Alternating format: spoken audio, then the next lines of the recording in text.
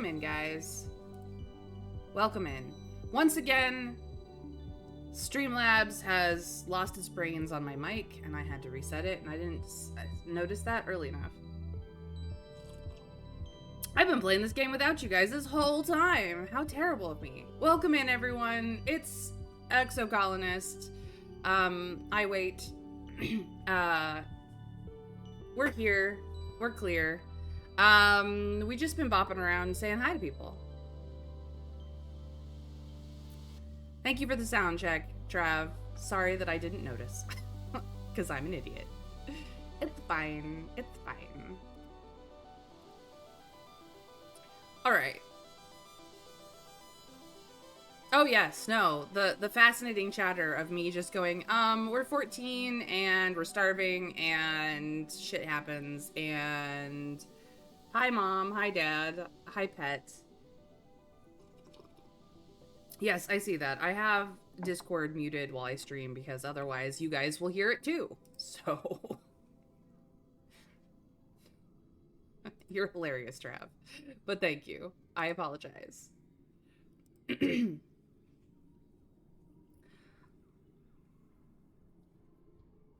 You know, this is the breaks. Sometimes Streamlabs just loses its brains. But it is what I'm using, so here we are. Let's see what Cal is working on, since... You know what? I'm gonna give him a mushwood log. Have a log. He does not know what to do with mushwood logs, but he loves it. He's a good friend. Cal, what are you working on? Since we have our biology up to 88 from an object, from a piece of equipment. Ooh, another gem card. Cal's looking a little sickly. Well, I found this really pretty flower growing in the garden. I've never seen it before. You take a look at it and soon begin to feel sick yourself. Wait, is this plant radioactive? Uh-oh, don't play with that plant. I think we would have gotten 3. Oh no, it's only the physical skills that are reduced by 1. Everything else is fine. What? It's radioactive, Cal says, backing up quickly. Good thing you knew that. What do we do? You're not sure, but if you study it in the geoponics lab, you might be able to figure out how to neutralize the radiation. Cool, I have another project in the geoponics lab if I want it. If I want it. Hey, Annie? Annie? Yarg! Annie exclaims, holding her stomach. So hungry. Yeah, I feel that. We don't have a toughness high enough to train with you. And honestly, the training should probably take a back seat because that means that you're going to need to eat more. Plague, welcome in! You missed sound check where I did not have a mic that was feeding into my stream properly. Lucky you. There's that, but you also should really go out and forage. You might get enough eventually.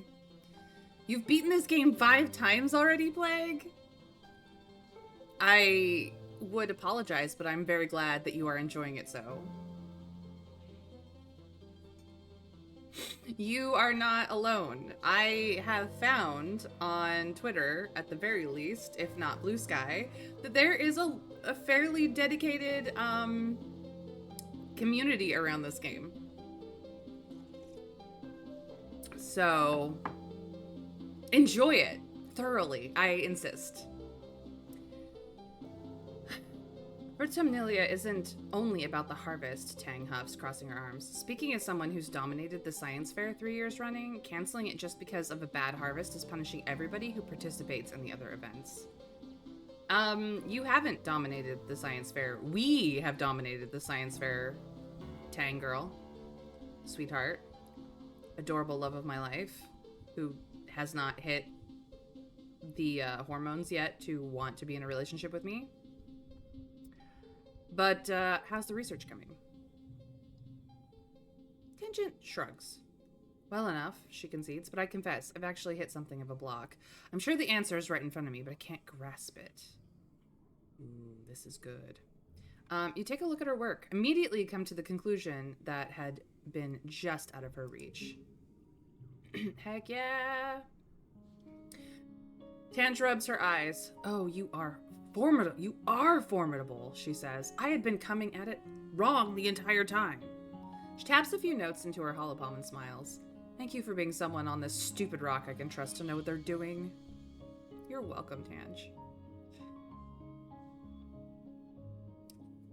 You're already debating cosplaying late game Dis? Plague Doctor Man, do not debate, do. I'm gonna encourage this. Cosplay away, my mans. You keep telling me that Dis is just you in a video game format. Just be Dis. Go to your local con and be Dis and see who finds you. Yes, and only one of those wins you. We haven't seen him here yet. I'm guessing maybe age 18 since we got an avatar upgrade at 14. Yeah, probably. Well, the game ends at age 19, so we'll see. Maybe at 16 we'll have another avatar upgrade, Trav. It's possible. I don't know. We haven't gotten there yet, at least in my playthrough. Whereas Plague Doctor now has all the secrets, I am still working away at game number 1. I'm so choked that there's not going to be a Verminilia festival this year, Mars complains. Look, just because we don't have a harvest festival doesn't mean we can't have a party. She sighs and twirls her hair around her finger. Look, it's literally the only culture we have on this stupid rock. Can't we at least pretend things are okay? No. No, we cannot. It is not okay. Things are not okay, Mars. Please take this seriously. Pretty please. I don't even have enough kudos to afford cake. I don't even think that cake will be on offer because it is food. Starvation 100%. Security rating 10%, still red. Those susceptible should stay indoors and avoid strenuous activity because of the shimmer. Please note, we will not be hosting our annual festival this year in the second month of Dust. If you can hold a basket, you can be on a foraging team, come see me. Or me. Utopia and Fluorescent are like...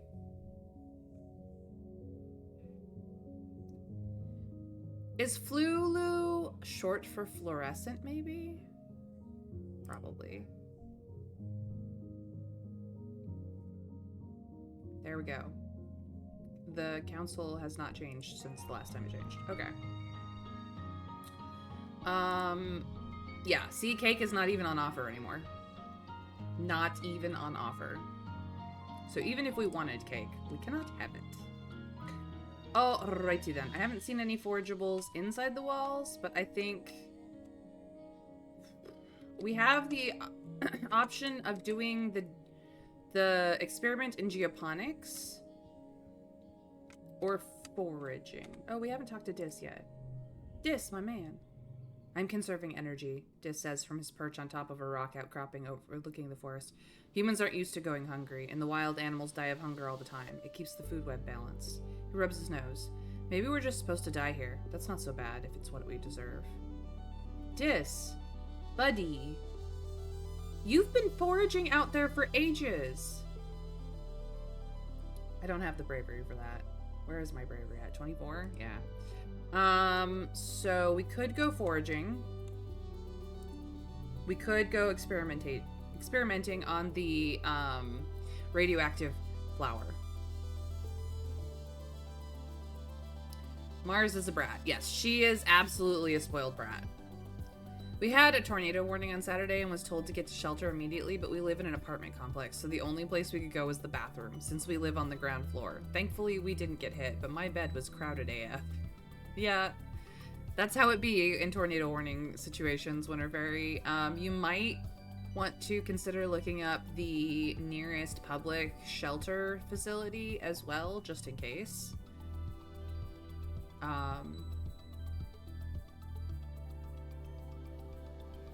For next time.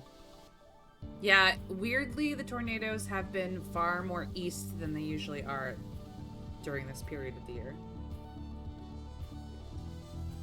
The weather is wild this year, guys. Please be safe. Alright. But we probably want to forage in the valley perception and biology are the things we have our perception boosted and our biology is high, so this should be pretty good, easy for us. We're not gonna get friendship with like Dis the way we would with other options, but I think this is an all hands on deck situation with the starvation problem. So let's go find food, guys. We can deal with a radioactive plant later.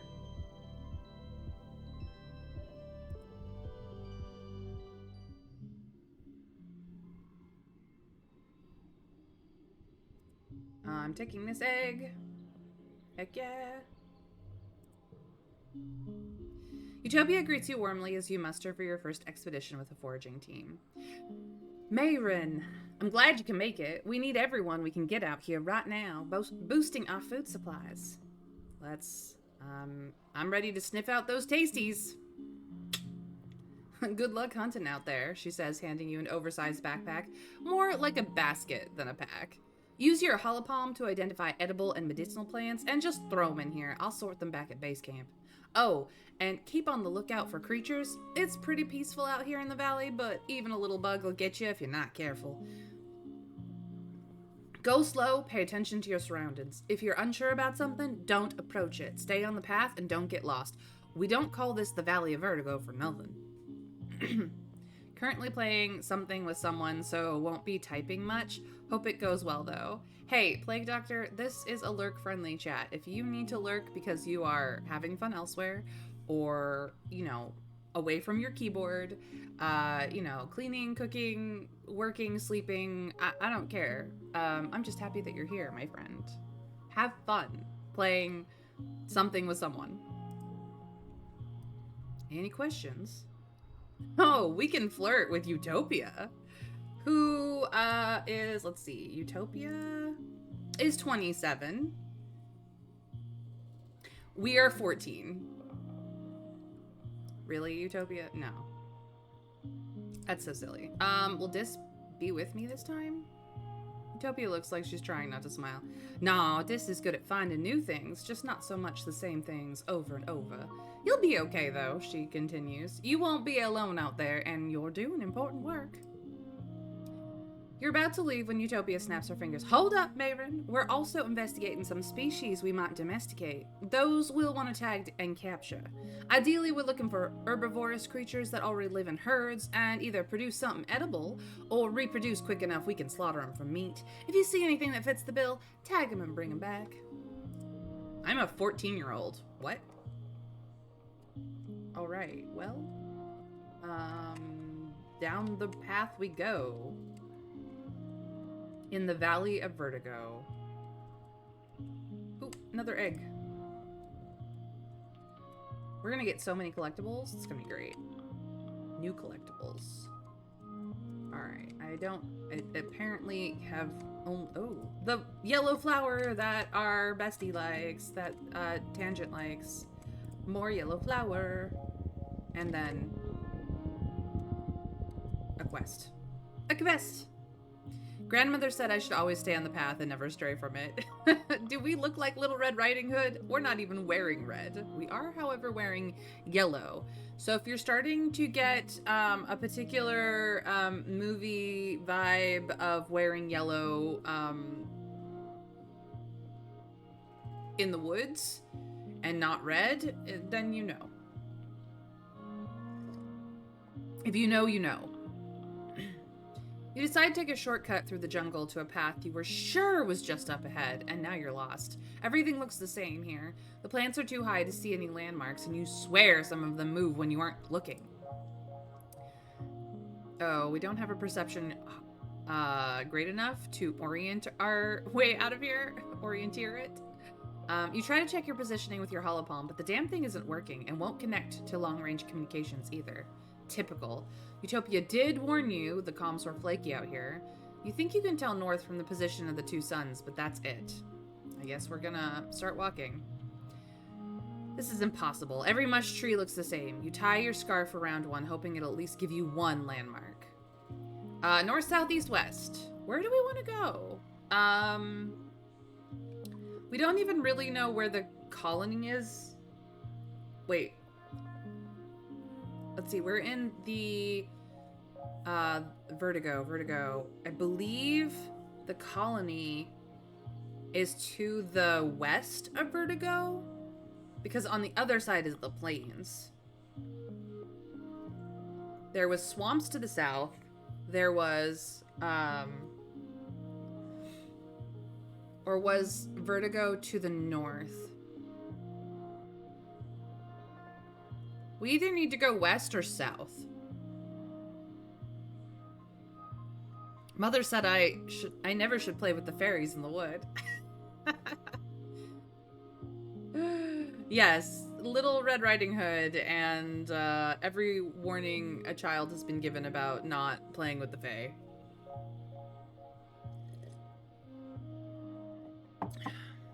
They're coming to take you away, haha. I'm gonna go south. You think you recognize this mush tree. Maybe it's hard to tell. Go south. Sweet. This does not help. But in frustration, you bang your hollow palm against your other palm. Essentially, you're clapping alone in the wilderness, like a fool. It seems to do the trick, though. Your hollow palm registers the signal from base camp and brings up a map and compass. Well, at least you're out of here. Staring at all this jungle has made you a little more perceptive to the subtle differences. Maybe next time you won't get so lost. No, we did not earn any perception because, again, we're starving. No, that was older brother who said they were coming to take me away. I never liked him. They took him away, after all. Alright, time passes. We got stressed. When our stress maxes out, we must leave.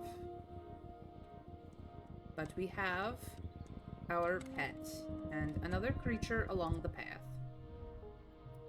Hello, you cutie. You're a horrific color of pink, but you are cute. I just don't like pink. So if you like pink, I mean, more pink for you, essentially. I don't want it. You can have it. You come across not just one Ricky, but a whole swarm of them. Mostly just baby ones about the size of your head. They're all amassed around a massive tree, scurrying up and down the trunk. When you can see the tree itself under the swarm, you notice it's the same pale pink as the baby Ricky. Its tentacle-like roots meander a fairly large distance before plunging into the ground. When the Ricky see you approach, they get agitated, and they look hungry. Definitely hungry, like dozens of hungry grapefruit-sized pink, furry pink spiders.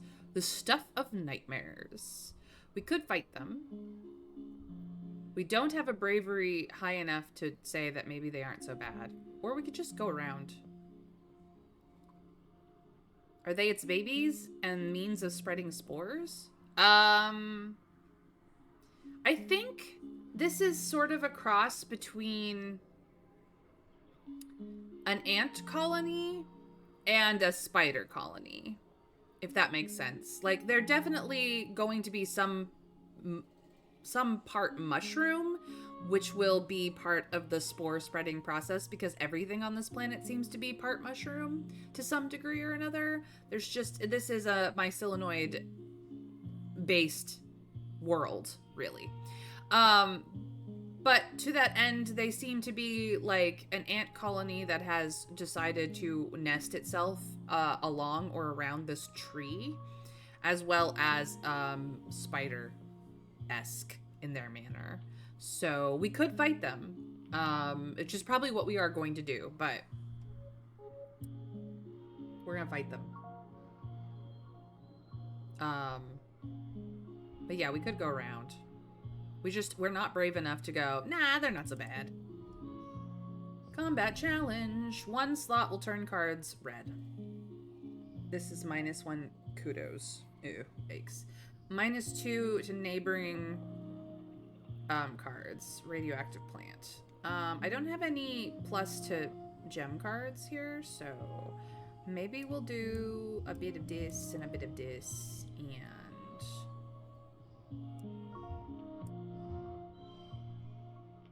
a bit of that.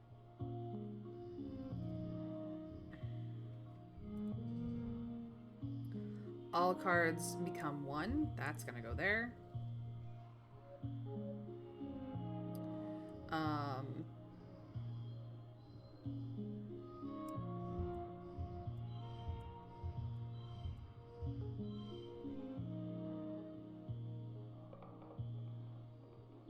I want to see if I can't roll up my plus for gem cards card.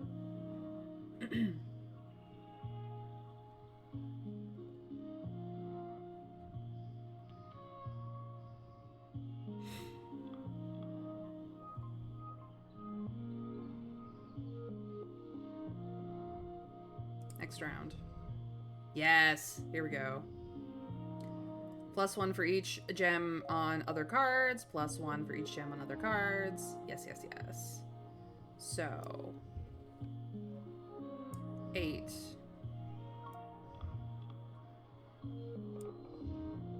I don't have a 6. Okay. 8, 5.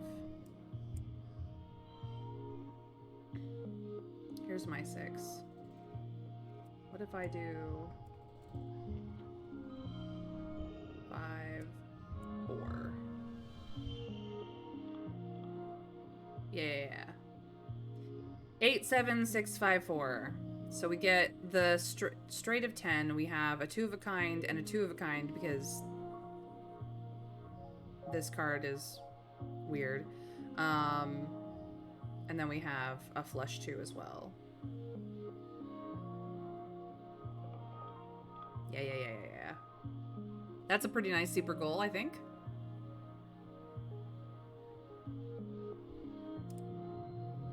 We are victorious. No skill changes. Sad.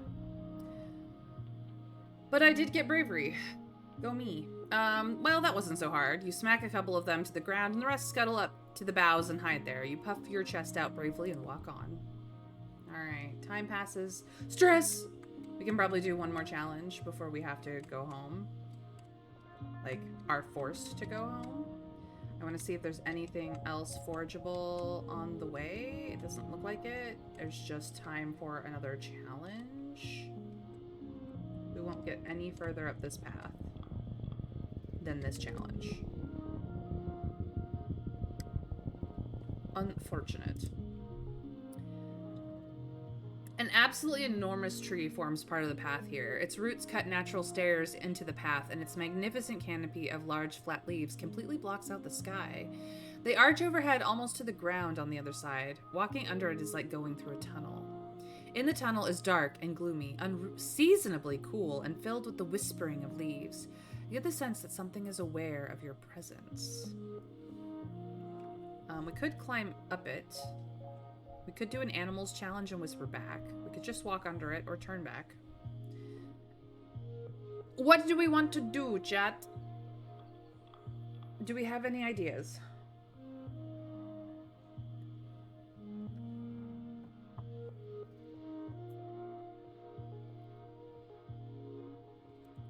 What to do? What to do?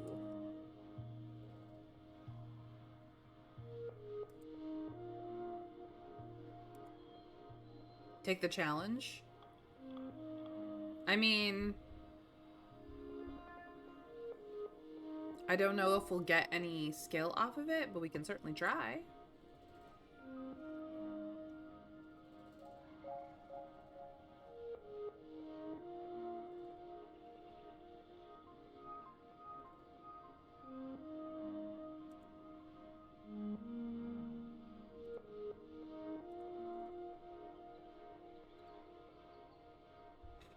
Alright, we will whisper back and see if we can't gain another companion or an animal out of this. +2 bonus to pairs, so we want pairs. +2 if this is in the first or last pane. Keep between rounds. +5 during blue challenges, but this is not a blue challenge.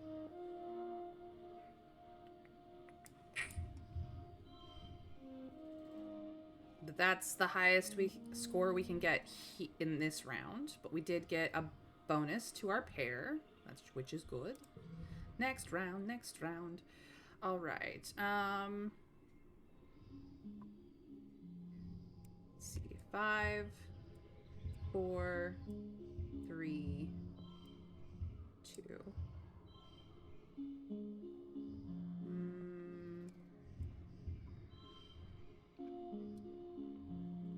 Here's a straight and a +3.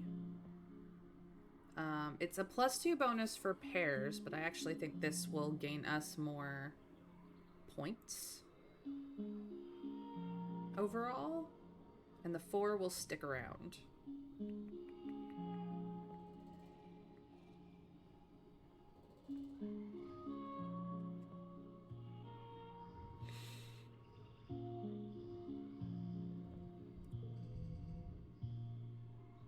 All right. We don't have any +2 gem cards, but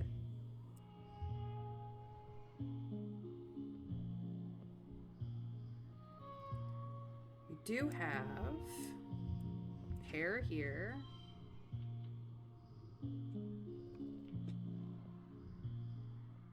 Oof, we'll do this way.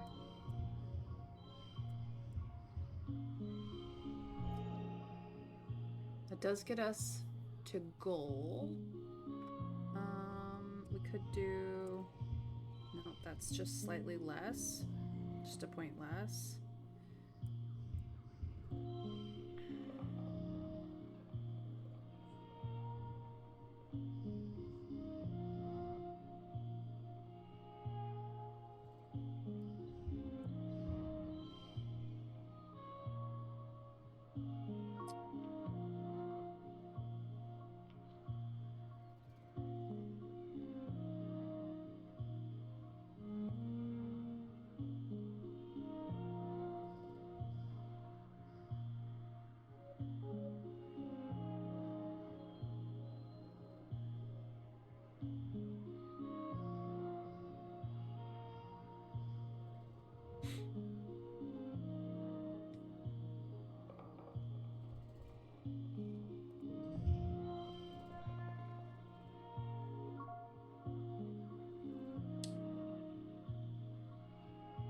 That is a slightly better hand. Is it? I mean, that's literally the same score.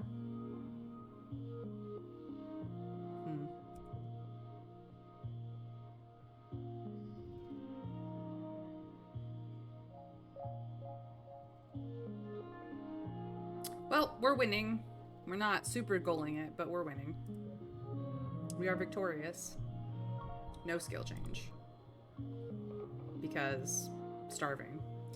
A nearby leaf unfurls and offers you 2 large, hard nuts. You feel a sense of peace and cooperation wash over you. Like you and the tree have an understanding. I'm gonna bring both back to Utopia.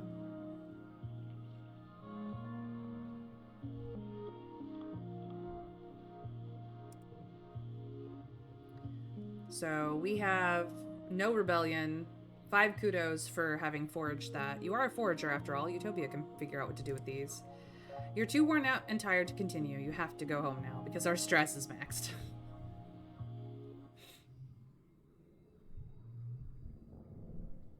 But we got +1 perception, +3 biology.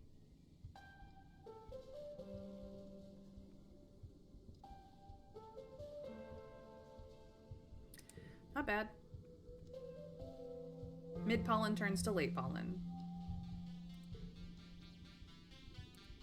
Hey, Dis. You catch Dis? Oh, no, we've read this one before. He likes medicinal plants, but late wet is his birthday? Yeah. Could give him 1 now. We have 2. Yeah, okay. Wow, Dis says uncharacteristically excited about the roots. These are so colorful. I've never seen roots like these before. What kind of plant are those from? Yeah, friendo. Yeah, I need time off. I will not be going out into the wood. I can't give him anything right now. You spot Cal kneeling in the dirt, digging up root vegetables and frowning. They're so small this year, he says, holding one up, examining it. Maybe there's just not enough nutrients in the soil? Is it something we're doing wrong? It's definitely something. That is wrong. How's Mom doing? Mom, how you doing? Mom patches you a soy ration bar from her pocket. Here, Mayrin, eat up. You need your strength. Thanks, Mom. Dad throws you a full canteen. Here, you need to stay hydrated and rested if you're not eating as much as you should. Thanks, Dad. Mars. She's bored about everything, and she's literally so bored she's watching her hair grow. We've read that one.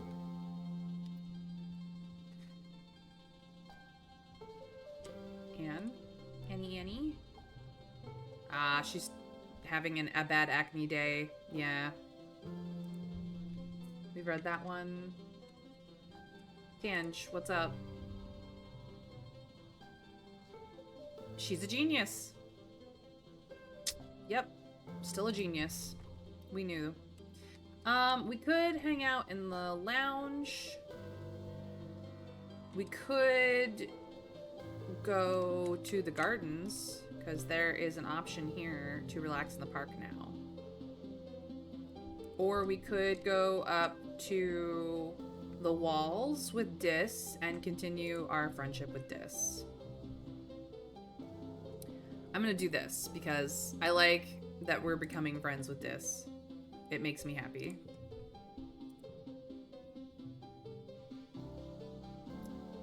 You're enjoying some quiet time on the walls when you look down and see a group of school children on a field trip outside the walls. Wait, are you missing a field trip? Maybe you are missing something by doing all your schoolwork up here alone. Nah, Dis likes it though. Ooh. Oh no! Why? But why? This is such a good card, and yet this one has the gems. What do we do, chat? What do we do? This is bullshit. I want both these cards. Why did it not give me something lower? Look, I have giggling still.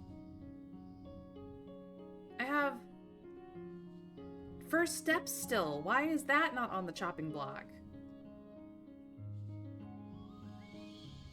Come on.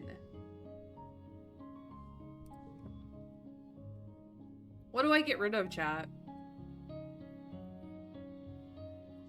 What do I get rid of?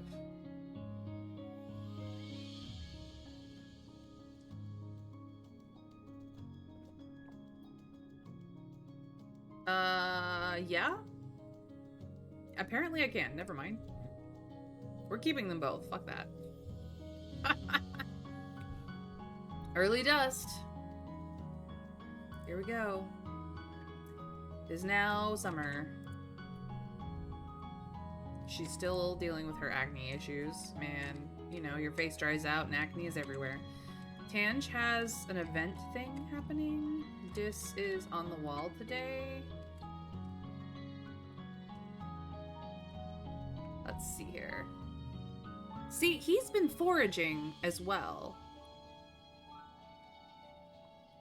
We've read this before. But, like, he knows what's interesting out there. Why is it that we cannot... Like, he should be on the foraging trips, is all I'm saying. Dad is still lamenting the glow beans.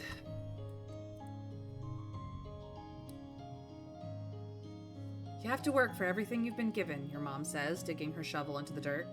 It doesn't just happen. That's what this famine is reminding us. That's fair, Mom. That's fair. Alright, Cal has something going on? What's up with you? She's still bored, literally watching her hair grow out. Okay, well, we're gonna go talk to Tange first. What's up, Tange? You spot Tange sitting on a large boulder outside the lab. She's eating a pressed soy bar ration with determination, alternating bites with huge gulps of water to wash it down as quickly as possible. What are you doing out here? She stops her grim work long enough to acknowledge her question. I hit the limit on the number of consecutive hours they'll let me work in the lab, she says, so I'm taking a break. she says, making a mocking air quotes around the sentence. Babe, maybe they're right. Oh, she's mad. Tanj scowls and takes a huge bite of her protein bar, radiating defiance as she chews. They just think they can boss me around because I'm younger, she says, and takes a huge swig of water. She scoffs. I'm smarter than any two of them combined. How dare they? Ugh! Tanj groans and rubs her bloodshot eyes. I just want to work, you know? It's so frustrating to be deep in the zone and feeling like I'm just on the precipice of a discovery, and then someone tells me that apparently my genius is taking too long.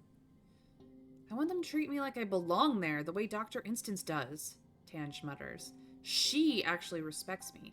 They're just jealous that she likes me more. Tanj slides off the boulder, and you see the color bleed from her face as she stumbles into you, nearly crumpling to the ground.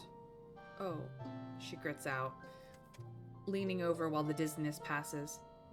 I thought the nutritional uptake of that bar would be quicker than a real meal, especially after taking into account the time required to walk to the cafeteria. She trails off, realizing she's clutching your jacket, and pushes you away.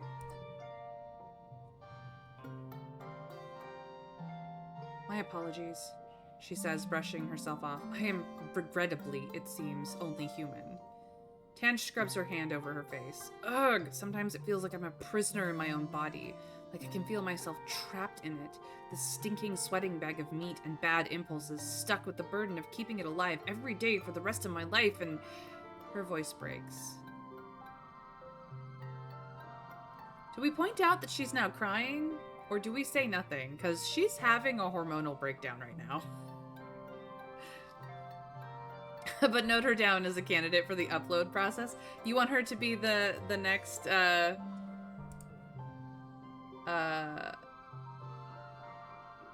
congruence? Should it be tangent instead of congruence?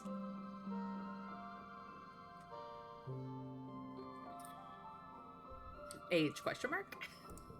She's an AI. She'd volunteer. It's true she would. Tanj takes a few seconds to compose herself, blotting her eyes daintily with her knuckles. It's just this resentment for my physical form. It reminds me of when I was little, and Instance used to the gene tech to give me this body, the right body. Only this body is wrong too, she adds quietly. It's right in a lot of ways, but it's still imperfect. It's still human. If I were an AI, everything would be more simple. I could just do my work. I could just do what I'm good at. No messy biological functions. No emotions, just clear and beautiful purpose. I hate this. Tanj sniffles. I hate feeling like this. We're gonna flirt. We're gonna flirt. You guys told me to flirt with Tangent. We're flirting. We're flirting. And maybe this time she won't hate us for it. Nope, she still hates us for it. Tanj scowls. How nice for you, she sneers. You're right. People finding me attractive makes everything all better. Never mind. I wouldn't expect you to understand the pain of being trapped in your own body. Ooh, +6 if this has the highest value. Sometimes it will. She wipes her eyes and straightens her jacket, then takes a deep breath and holds it for 10 seconds. Her eyes closed. By the time she opens them again, she looks ready to go back to work as if nothing happened. You admire Tangent's determination, but sometimes you think it might come at a price. What did we learn? Okay, so she's neutral on the rebellion loyalty scale, very stoic, very intelligent.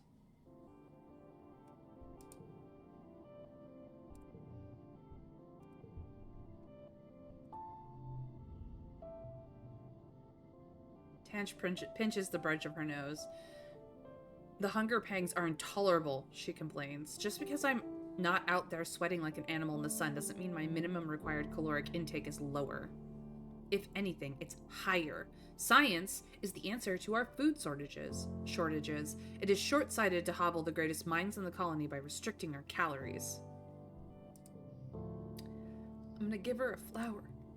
Please. Please. Like me. I suppose this might be of scientific interest, Tange says, analyzing the flower. She pulls the petal off to look at it. Yes, I'll have to look at this under a microscope. I hope you find it useful, or do we try flirting with her again, finding that it's not really working? Yes, Tangent is trans. Tangent and Dis are identical twins. Dis chose to keep his gender. Tangent went, no, this is the wrong gender. Can't do it. Please fix. And so she went through gene therapy to become a girl. So Tangent is a trans female. Obviously the gene tech here makes transitioning super easy. So she's already a girl with all the correct girly parts and all of the, correct hormones and the whole 9 yards, but she is finding her her form, although more correct, still frustrating.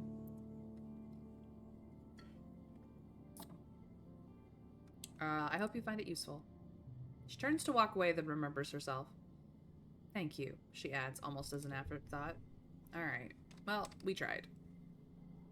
The flirting just does not work. Cal, what's up? You spot Cal heading towards the barns at the far end of the farms. Hey, Mayrin, he waves. What's going on? Oh, nothing. Cal sighs, just thinking about, well. He trails off and scuffs his foot into the dirt.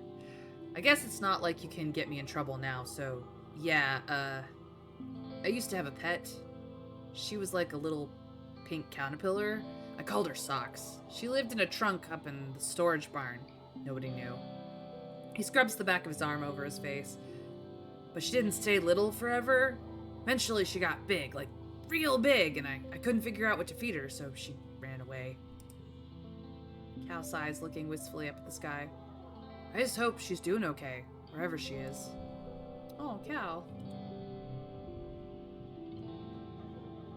Cal is standing in the garden watching a pair of Dorbs moth flutter overhead. Oh, yeah, he doesn't like Dorbs moth. No stress, because we fixed that. Still starving.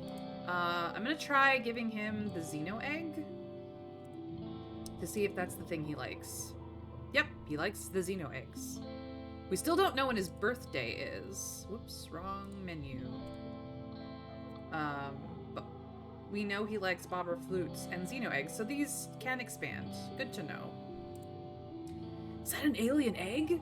Cal exclaims. Wow, I wonder what's inside it. If it's still warm, maybe we can hatch it. He lifts it up and scrutinizes it. Annie's always talking about wanting to eat a big old alien egg, he says. If this one's not fertilized, I'll give it to her. So Annie likes the eggs as well. Okay, stop. So he likes both of those things, and so does Annie. We don't know when her birthday is, but we know she does not like crystal clusters, so... Cool.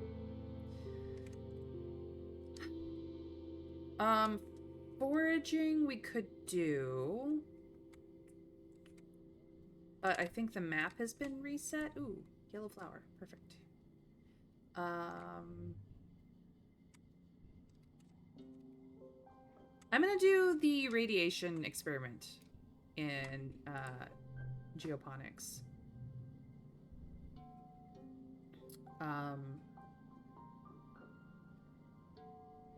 Then we can go foraging next month. The shape's fine, but the internal gubbins, ugh, so squishy, all this meat stuff, yeah. Understood. I guess since flirting isn't working, go with option 1. Yeah. Flirting with Tangent is just not going well, and I don't know if it's because she's just not quite old enough for that to be something she's into yet, or if she will never, because she's some form of arrow ace setup, which is absolutely valid, but, you know. We think she's beautiful. Back in the lab, you have all the right equipment to properly examine that radioactive plant you found. Maybe you can find a way to protect yourself from them so you don't need to drag a radiation-proof enviro suit with you every time you go to that part of the planet. Radiation poisoning isn't the killer it used to be on Earth, With med beds, you can flush out deadly doses of radiation in a few hours. It could still make you really sick, though, and high enough doses could kill you before you're even able to reach a med bed. How confident are you that you know how to protect yourself? No problem. Super confident. Yeah, you totally got a handle on this. You're an engineering wonderkind. Wonderkind. We've maxed out engineering, so basically we just know all the things. You take all the correct precautions. You clear the area of anything that might be contaminated. You wear a radiation-proof hazsuit. You regularly check the radiation levels of the lab, and you have congruence on standby to call for help if you need it. Everything goes smoothly. You discover that the radioactive part of the plant is confined to the carpel of the flower, its reproductive organs, and that the petals act as a radioactive shield to protect the rest of the plant. If you press the center of the flower, the petals close and block the radiation enough that a person can pass by without feeling sick. Neat. You should be able to use this to protect yourself next time you encounter this plant in the wild. Cool. Cal's strength is locked into this random card locked. +1 to blue. Keep between rounds.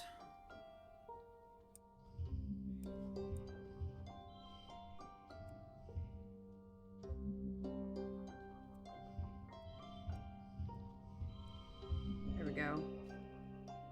Super gold. This was an awkward card to have locked in that slot, but it's fine. We win. And we super gold it, so more pointage. Biology up, up, up. Organizing up as well, which is great for us. Got some kudos. And only a modicum of stress. And then it's time for Vertumnilia, except there's no party this year. The early midsummer celebration when the colony gives thanks for its good fortune. Well, it would be, but as you file into the main square, you can't help but notice that the feast table is nearly empty. What Anne lacked in resources, she made up with care. The dishes are lovingly plated. Soy cakes glisten, steam rises from buns stuffed with mince, and there are great pitchers of vegetable broth, rendered from even the most inedible food scraps. There's a neat stack of sugar cubes for dessert. Whole sugar, what a luxury. In an underwhelming feast, that'll be the highlight.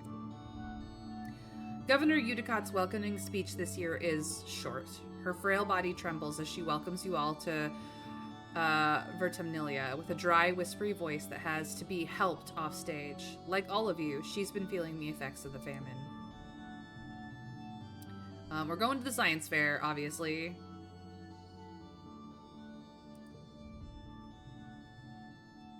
As if our loyalty could get any better. Tan just reworked her project from last year. You remember it. Something terribly complicated about cell differentiation in vertumnan species, plant, animal, and fungus alike. She melted down when Dr. Instance pressed her on something, but this year she's all business. Back and better than ever. She has not only corrected her error, but added a ton more complexity and depth to her analysis. Instance listens intently and congratulates her on a marvelous comeback. You're up next. We shall present our project. Alright, so... Nope. +2. Okay. So if I do this, then we get 2 pair.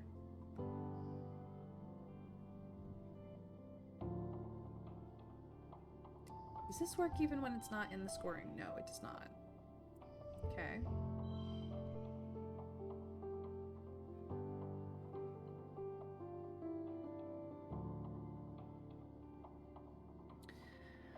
So I think that's as good as we can get here. Next round. Alright, we do have another gem card.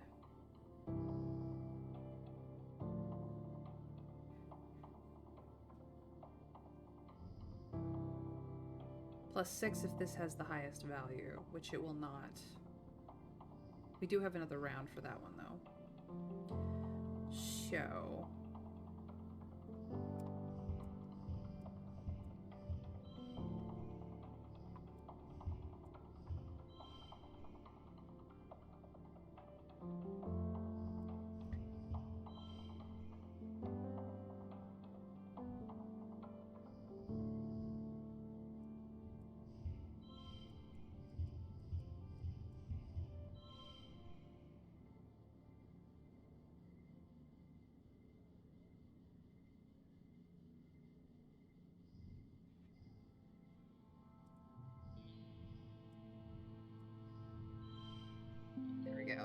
That is the highest I can get. And I know that I have plenty of mushwood logs. If I wanted to, I could even use this here.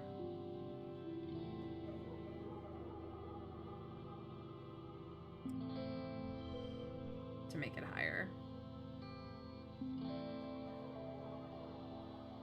You know what? I'm gonna do this. Next round.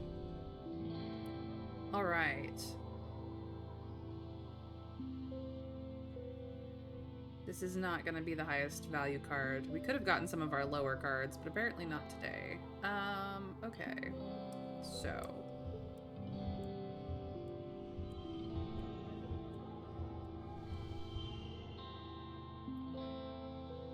There. Good scoring, and this is both a 3 and a 4. Love that. Yeah, can't go all wild cards, but sometimes wild cards are great. So, super gold, let's go.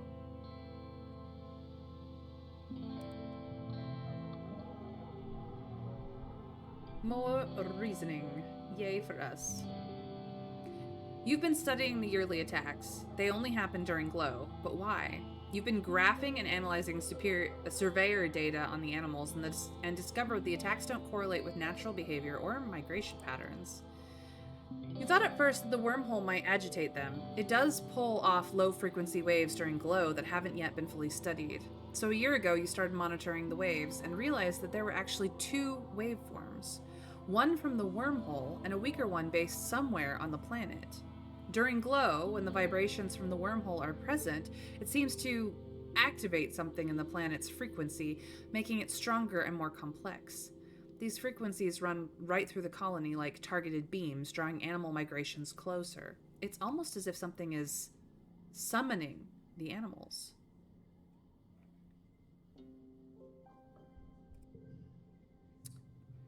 Colony defense, friendship with Tangent, science fair champion again, popular status. So the judges are amazed. This is a huge breakthrough, and it all happened just because you wanted to win a science fair. You have a lot of work to do to be able to use this theory for forecasting the next attack, but Rhett is excited to study this further. You win the science fair, hands down. Yeah, we only lost the first science fair, and yet the writing reflects only that Tangent wins the science fair. It's so funny. They just did not account for the fact that you could easily become science fair champion multiple times. No stress. After the festivities, the whole colony takes a few days off for a break. Well, except for geoponics, and the foragers, and the kitchens, and everyone who uses their break from their usual work to help out in places that didn't close. Okay, it's not really a break, but you try to take it easy anyway.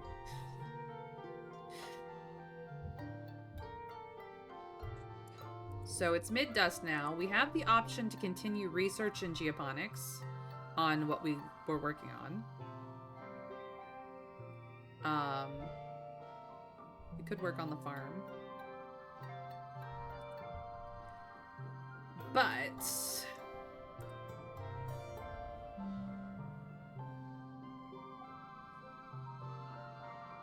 your dad sneaks you a crumbled up soy ration bar from his pocket.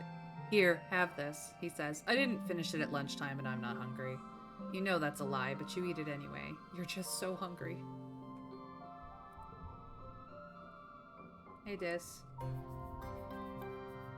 Yeah. Still complaining about all the garbage you used to watch as a child. Mom is trying to learn lessons from the famine and keep a stiff upper lip. Cal is planting, you know, doing his due diligence as a farmer. Anne is not happy about the acne because during the dry season it flares up. Tange looks up from her work, holding her stomach as it rumbles audibly. What? Again? Who cursed me with a mortal form? I did not ask for this. She reaches into her bag and pulls out a protein bar. Downside to requiring less sleep is that the body burns more calories while awake, she says, taking a bite. My caloric intake is much higher, similar to that of a bodybuilder, which is fitting as I do have the strongest brain in the colony. She is very smart, that is for sure.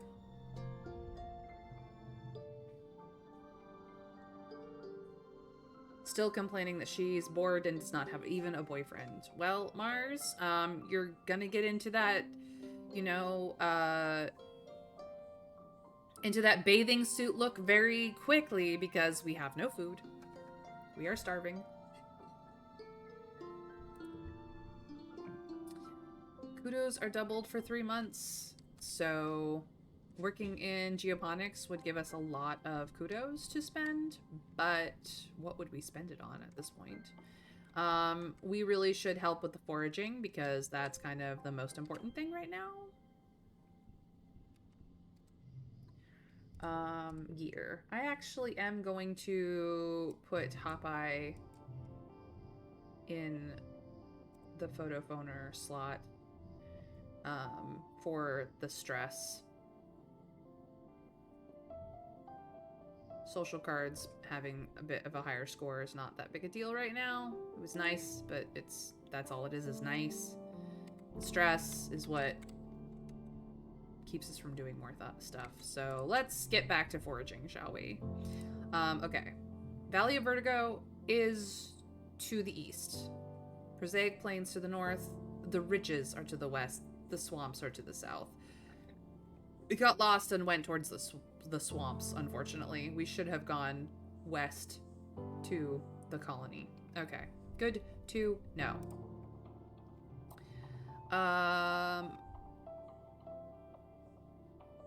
There's just a lot of food here and a lot of animals, so that's why we go foraging there. So we are going to go foraging in the valley and attempt to help everything. Here we go. The pollen of the valley is an all year round affair, not just a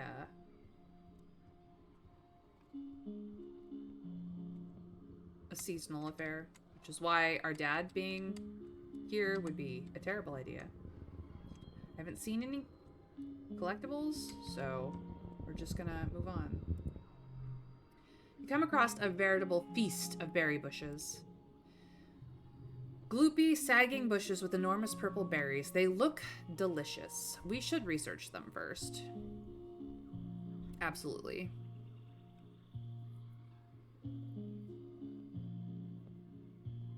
I don't remember why we were going there, but someone told us we should, so let's go. Because it is the breadbasket of the areas surrounding us, that's why. This is where the foragers go. So we're gonna research these berries. Yes. I want this. I want this. And I want to use this.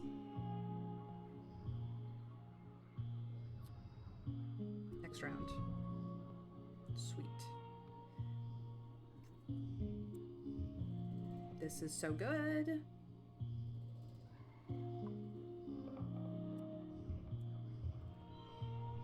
Six, 5, 4. We could do this straight, or we could do the pair. I like the straight better though. So, next round.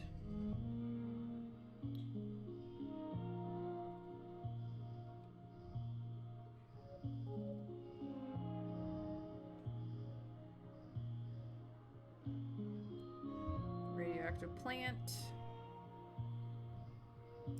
Smart for my age. Keep between rounds.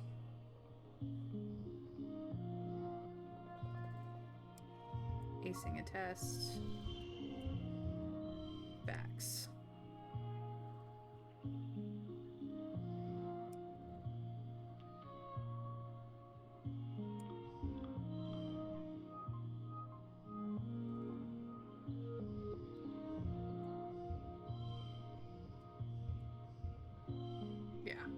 This is super gold out to the stratosphere. So.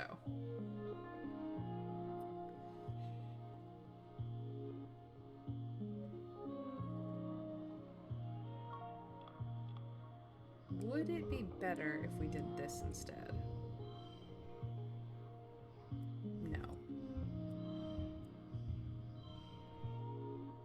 Good to know. Win. +3 to biology, +2 to kudos.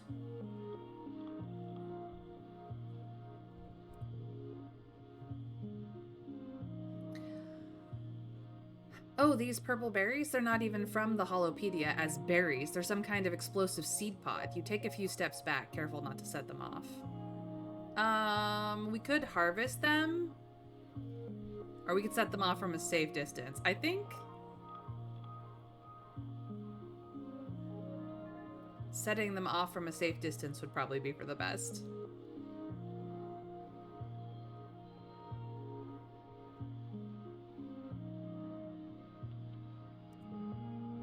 You shield yourself behind a tree and throw a rock at the bushes until, with a satisfying pop, pop, pop, the explosive berries begin to trigger in a chain reaction.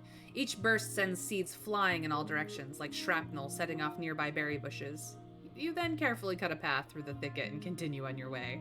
We have disarmed these berry bushes from being a problem for everybody else. All right. Which direction do we go in? Ooh. I want flour. This is fine. You come out of the trees into a large grassy clearing. In the middle is well, you can only describe it as a pedestal. In the middle of a cradle of flowers sits a massive egg, easily larger than any egg you've seen before. It's white with red flecks, and it's just sitting there in the middle of the empty clearing, totally unprotected. Do we take it or do we leave it?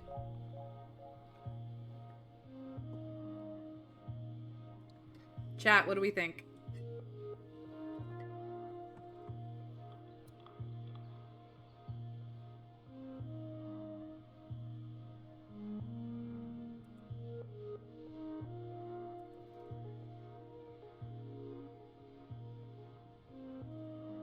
It's out and obvious the scream's trapped to me, but even if not, somebody laid it and it may object to us taking it. Oh yeah, absolutely this is a trap, but come on. What if we can raise it back at base? It's an awful lot of omelets. Yeah, I'm gonna take it. You put one foot on the pedestal to brace yourself. This thing is huge. However, as you do, the pedestal starts moving and it starts growling. Its flowering appendages unfurl to reveal the face of a manticore. It narrows its feline eyes at you and rumbles in warning as it stands to its full, terrifying height. You figured out where the egg came from. With your arms full of egg, you can't really fight. Your choices are limited. Throw the egg and run, keep the egg and run, fight the manticore. Okay, our combat is a pathetic 16. Our toughness is a slightly less pathetic 24. Yeah. Absolutely. This is a normal difficulty. This is an impossible difficulty. So fighting the manticore because of our combat is so bad. This is normal difficulty. We might be able to keep the egg and run. I'm gonna try it. Let's go. What's the worst that could happen? Oh, of course, giggling is locked. Ridiculous. Okay.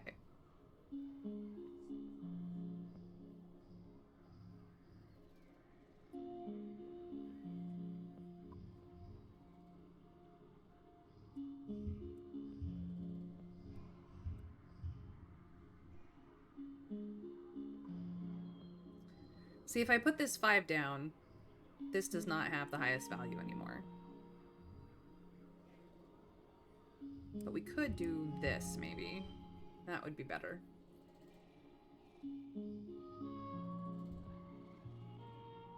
I like that. We're gonna do that. Next round. Okay,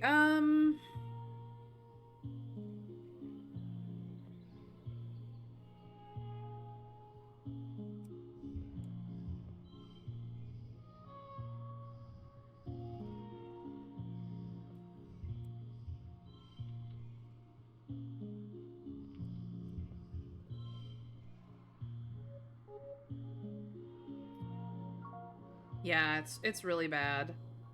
I don't want to use up the crystal cluster like at all. The only thing I'm willing to use are either the yellow flowers or the mushwood log. Now,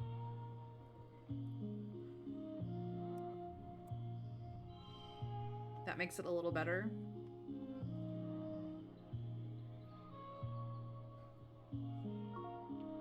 I can do it even one better.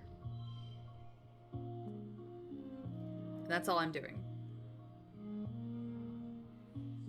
Since these are now all yellows, I'm actually gonna do this.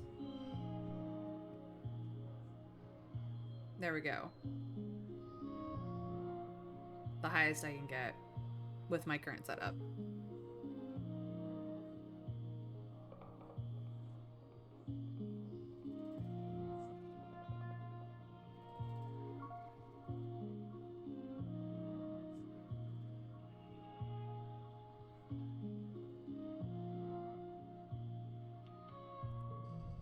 Alright.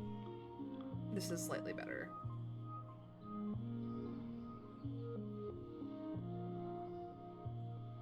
Don't have any gem cards in here, but we can do like a 5, a 4, a 3, a 2, and a 1. But it does not get us to goal.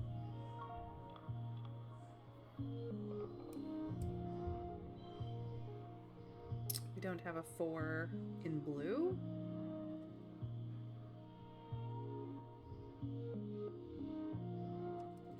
We could do a pair of 5s, pair of 2s, and then like this actually. That's a 24.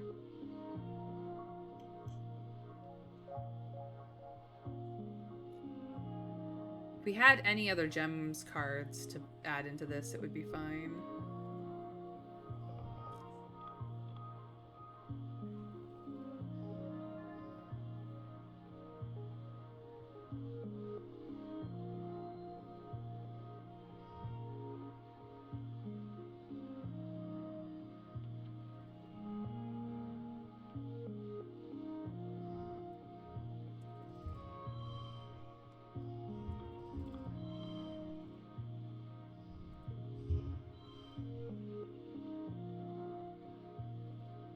Now I can stress this out to push through and win anyway, so...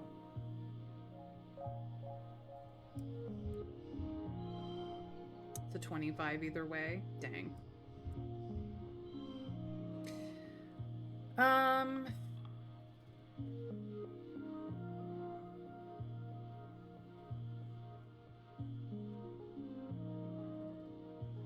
not redrawing my hand. We're just gonna push through with the stress.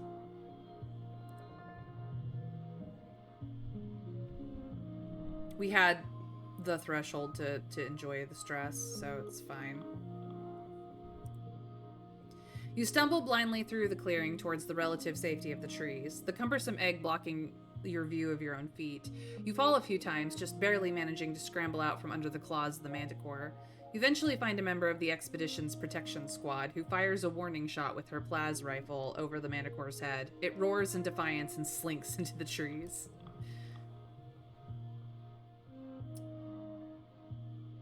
The egg's pretty addled from all the running and falling. If it was going to hatch before, it certainly won't now. You get a ship ton of kudos for it, and it's super tasty. We brought food to the colony, so there we go. That's what we did. Ah! Flower!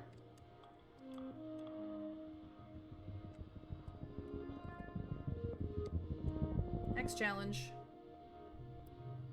Oh no, we don't have a perception. A dense cloud of pollen makes it hard to even see your hand in front of your face here. It's a good thing you have a helmet with a filter. It's not perfect though, and it doesn't help visibility. We could stroll through it or find another way around.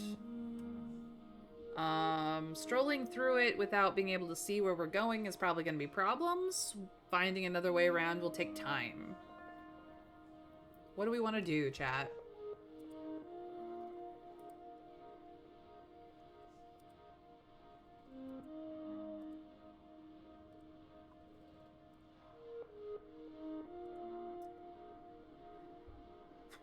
We don't have the perception going on to look carefully.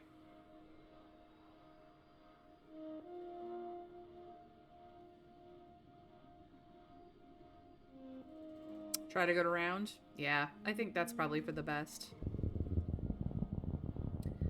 Oh. That apparently is not an option.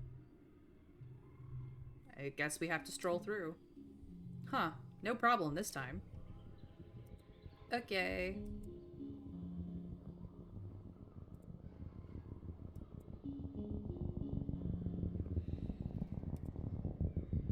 Okay, I have to go through this event. You find a trippet. A large, tasty, plant? Kind of? You've heard it's sort of like an animal, too. Like a lot of creatures on Vertumna, it's kind of defies classification. Whatever it is, it's huge. It's practically taller than you are. Let's harvest. You start breaking off the freshest and youngest looking shoots. The plant shudders. Let's analyze that, please. 1 slot card gets +2. Okay. So...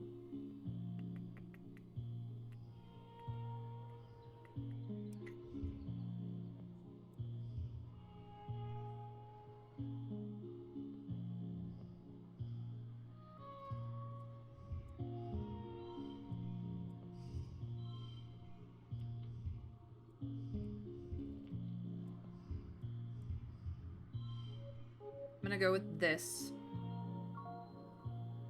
Flush 3, pair 3.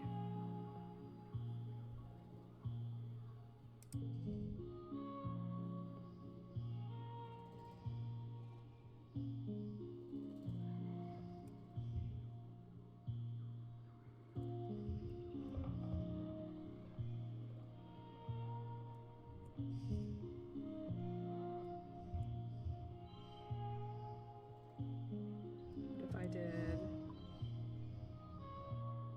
this?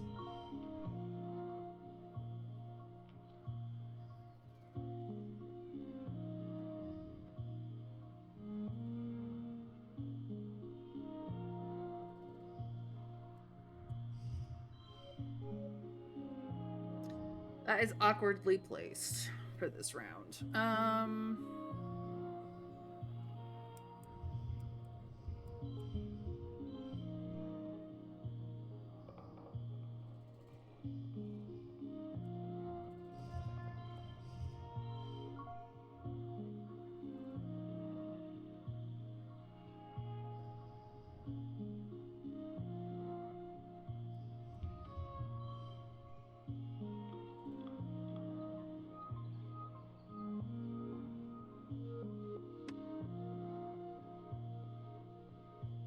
We lose the flush.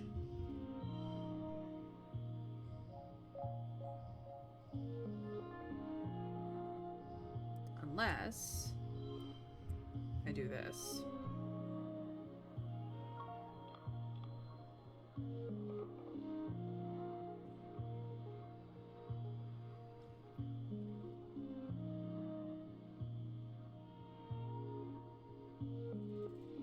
That's fair.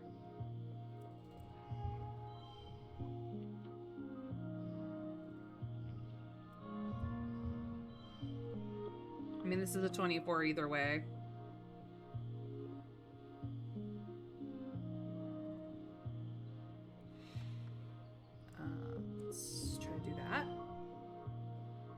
Okay, 25.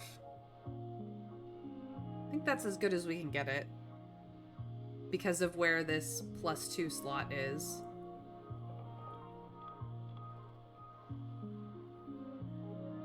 Still has the straight. It has 2 flushes.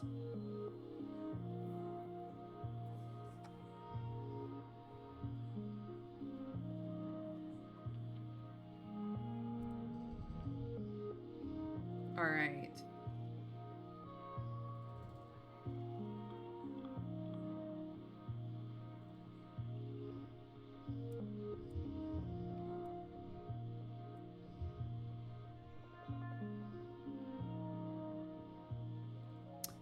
Oh, right. Can't do that.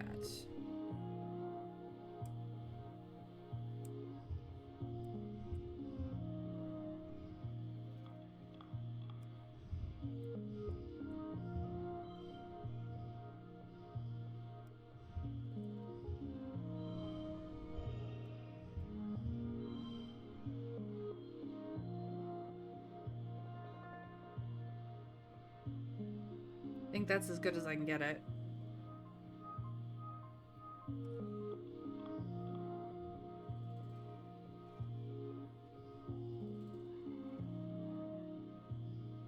Unless... that's as good as I can get it. So I technically have 2 straights. 2 sets of pairs. Yeah, I've got a straight of 3, it's 4, 3, 2, and a straight of 5, 4, 3, and then I've got 2 4s and 2 3s and a flush of 4.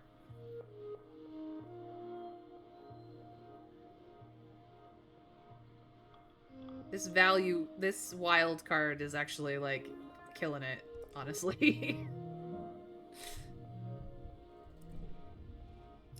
We still don't get any animals from starving. Yeah, this plant is alive and sentient, like an animal. It's definitely not happy that you're ripping its limbs off. It's hard to tell if it's in pain, really, but you'd say discomfort, at least.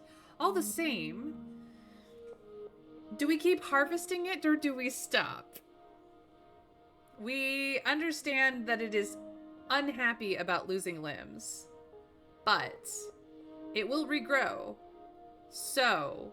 do we keep harvesting it for food that we desperately need, or do we stop out of the compassion of our hearts for not giving discomfort to a semi-sentient plant thing?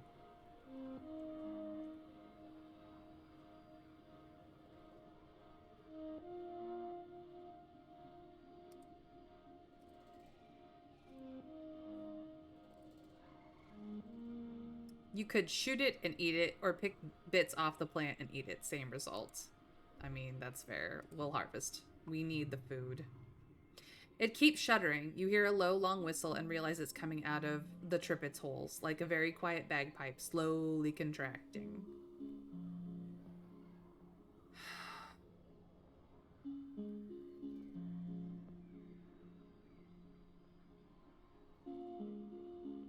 We are, like, literally torturing this plant.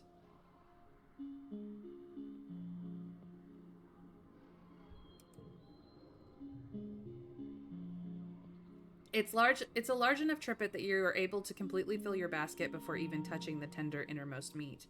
The tripet is looking kind of bare, but you're sure it will grow more stalks. You make note on your map where it is, but oddly, you never find it again. Oh yeah, it ran. It ran for its dear life. Poor thing. Traumatized. Utterly traumatized. Oh, wait. There was a flower. Please, I want. Please. Oh, that's definitely a quest marker. That's moving on. We still have this branch to explore a little bit.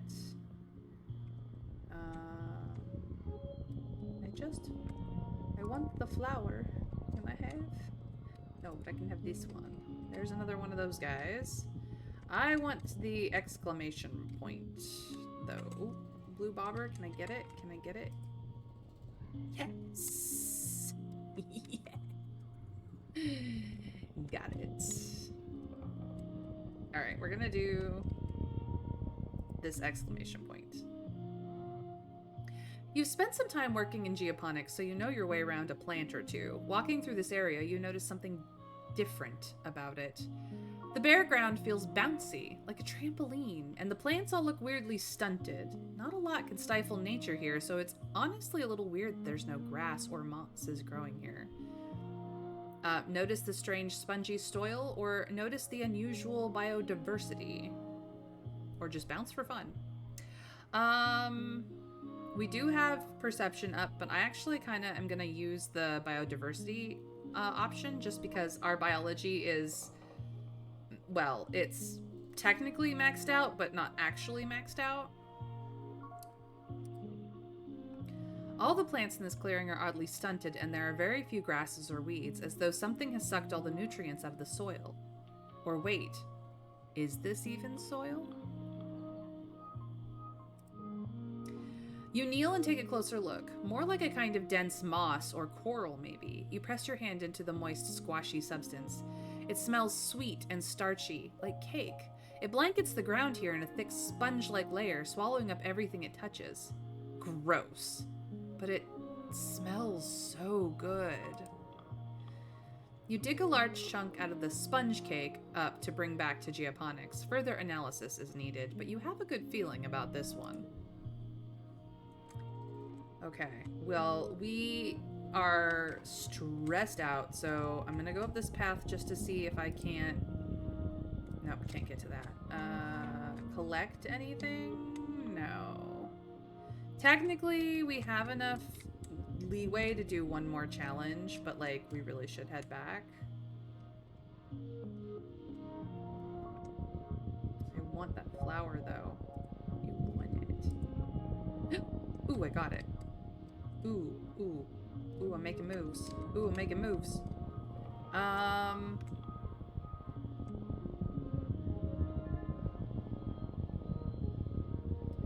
We're gonna have to rest next month anyway after this, so I may as well just go. You come across a huge field of flowers. Most are teensy pink ones, but some are beautiful big yellow ones. You check the holopedia. Looks like they're a brand new species. They don't even have a name. They need a name, like butter dandies. Even though they look neither like buttercups or dandelions, however, they kind of look more like spitting cobras than anything. We could pick them all. We could just take one. Or we could enjoy them without picking. I'm gonna take the perception challenge. No, it's just the yellow flowers that we've been collecting. That's all it is we get another collective yellow flower. I'm gonna take the challenge. Why not? This is locked. So we want our gem cards, but none have rolled up. Still.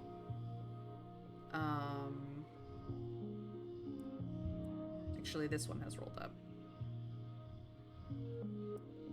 So if we do a little bit of this, it's not bad.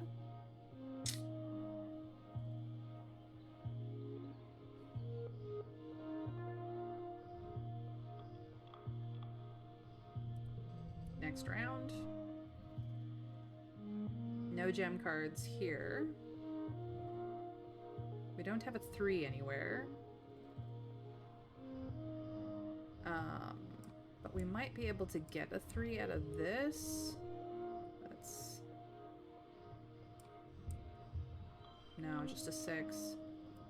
We can do a 6-5-4 though.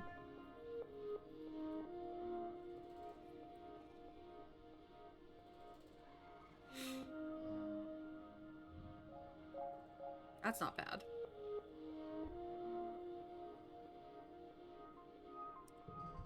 The cards we had.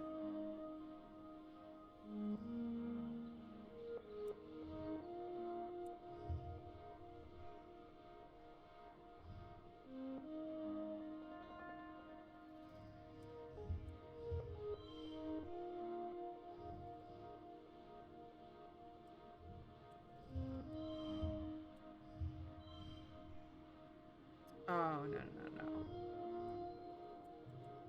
We can definitely goal this. Can't super goal it, but we can at least win.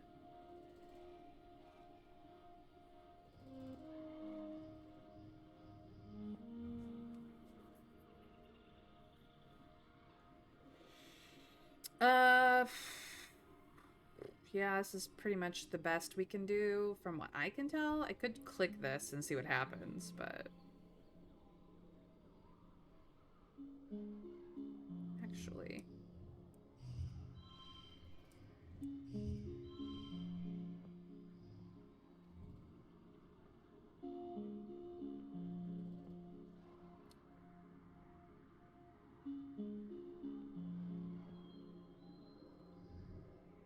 I was hoping this would be a 5-4. Well, no.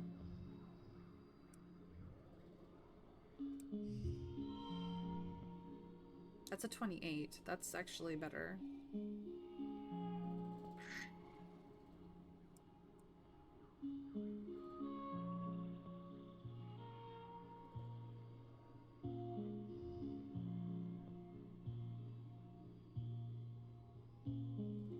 As this value is wild, changing its suit is really the only thing that ups the game.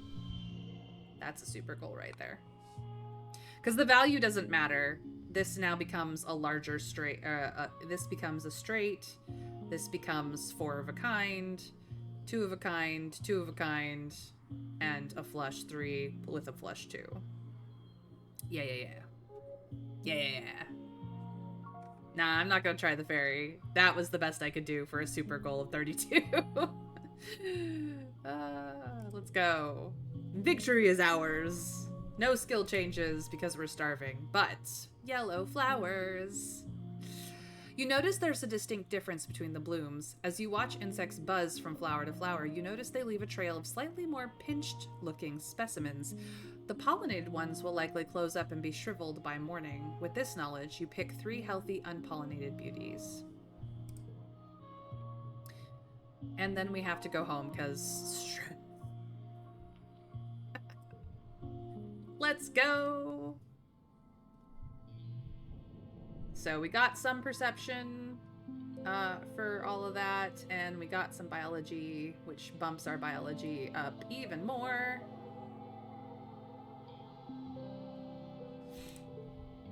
Beautiful. It is now late dust, but we cannot do anything importante because we are too stressed. So, time to talk to our friends. No, we do not want to go for a run, but thanks for asking. Good luck out there. Tange. Yep, still a genius. Can't gift her anything, but she's still a genius. It is late dust. And you are early wet? Yeah, next month. Next month we give Mars a birthday present. Still doesn't have a boyfriend. Poor thing. How's Cal? Oh, he's going planting. Still don't... Or we know 2 things that he likes, we still don't know his birthday. Dis. Yeah. Dis is rifling through his backpack and you approach. He pulls out a handful of dried roots and fungus chips. There's actually a lot to eat out there, he says, looking out into the wilderness. You just have to pay attention and listen. Heck yeah. We will. How's Mom doing? She passes us a soy ration bar to eat because she's not going to eat it, and Dad is still lamenting the glow beans. We can't this month because we are too stressed out. We could go hang out, but I have 100 kudos, so I could buy something. +5 to animals and fleshes, persuasion and pairs, biology and straights, reasoning and fleshes. We don't really need the reasoning. This is 10 to reasoning, +2 to all mental fleshes. We have a lot of mental cards. Plus 30 to engineering first collectible is free. We don't really need this. We've maxed out engineering. All mental card values become wild. That's not something we can afford. This Virtua Space helmet, however, absolutely could work for us.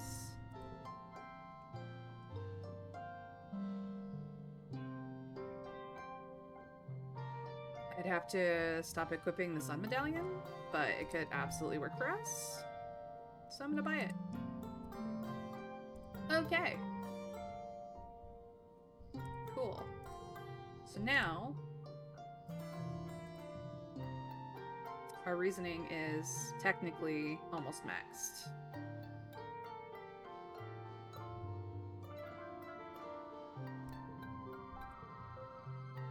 We are brain heavy. Alright, I think we talked to everybody. No collectible inside the walls this time. I'm gonna go hang out and get friendship with this because can. Because can. Time to relax on the walls.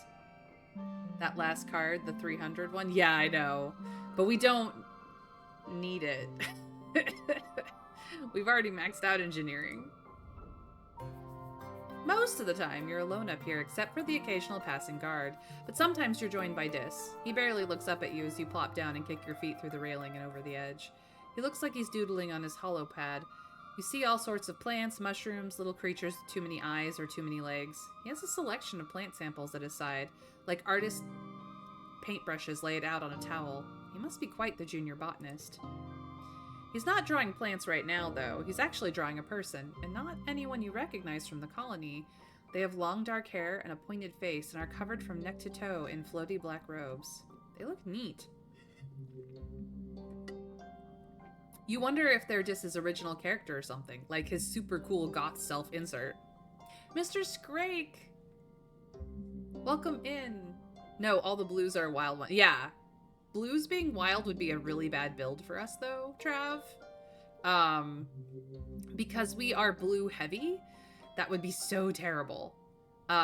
We were warned against doing an all wild deck, essentially. And that's what the majority of our deck would be. So it would be really bad for us. Look, a dark and mysterious figure. Anyone died yet? No, no one has died since the last time you were here, Mr. Scrake. I'm so sorry. The death count is still just 3. Or is it 4? But the leader of the colony, Udicott, is close. Yeah, and we are all starving to death, so it's, you know, it's bound to happen. Is that supposed to be you but cooler? That looks nice. Or do we ignore him? No. Roger, normal Monday. Yeah, normal Monday. Normal Monday where we try not to get everybody killed. And probably fail anyway. That looks nice. Dis smiles shyly but doesn't look away from his drawing. Thanks, he mumbles. I'm not very good at drawing him yet. Heck yeah. Friendship is, well, it may not be magical, but it certainly, yeah, first steps. Get out of here. Forget you. Okay, no more stress. It is now early wet, which means it is time to give Mars a birthday present. Annie grabs you by the shoulders. Mayrin, you've got to help me, she says urgently. Mom keeps talking about how we're all going to have to start having babies, and she gets this look about her. I don't want to have any skunky babies. Annie shudders with her whole body. Why'd I gotta be in a girl body anyway? I'm tougher and stronger than lots of boys, and no one's telling them they gotta have babies. Oh, girl. Oh, girl. They're getting the baby talk, too, I assure you. We don't know when her birthday is. Oops, I keep clicking the wrong menu. But she does like Xeno eggs. And we've got some. You know what? Why not? It's been a while since we've made friendship with her. Whoa, this egg looks tasty! Annie exclaims. Wait, I can eat this, right? Yeah, you can. Enjoy. Still don't know her birthday. Hey, Tange. Tange watches a stink roach skitter behind some nearby boxes, a look of intense disgust on her face. I hate it here, she spits, shuddering. Giant bugs, constant peril, climate. We were better off on the ship. She grimaces. Many humans carry the erroneous belief that we are great explorers, but I cannot see how that is true. It would be better if we could photosynthesize or breathe gases than oxygen, or endure a greater range of temperatures. No. You see, all humans have ever had going for us is that, until now, there have been more than enough of us to die idiotic deaths without making a dent in our overall reproductive fitness. You're not wrong. Oh, they are. It's just different. You're all colonists. You have to breed. It's one of those ethical things. I wish I was an exemplar. Oh, Mr. Scrake. Well, she's not wrong. Mars. Mars scowls over her homework. Today is biology, she sighs. This is so dumb. There's only one kind of biology I care about, and they don't cover it in school. Well, I found something you might like, so... Here. Ha! Mars laughs, taking the crystal and turning it over in her hands, inspecting it. Well, I've had better birthday gifts this year, but I admit this crystal is pretty fabulous. I'll add it to my collection. Birthday friendship! So that she's not a complete loner anymore.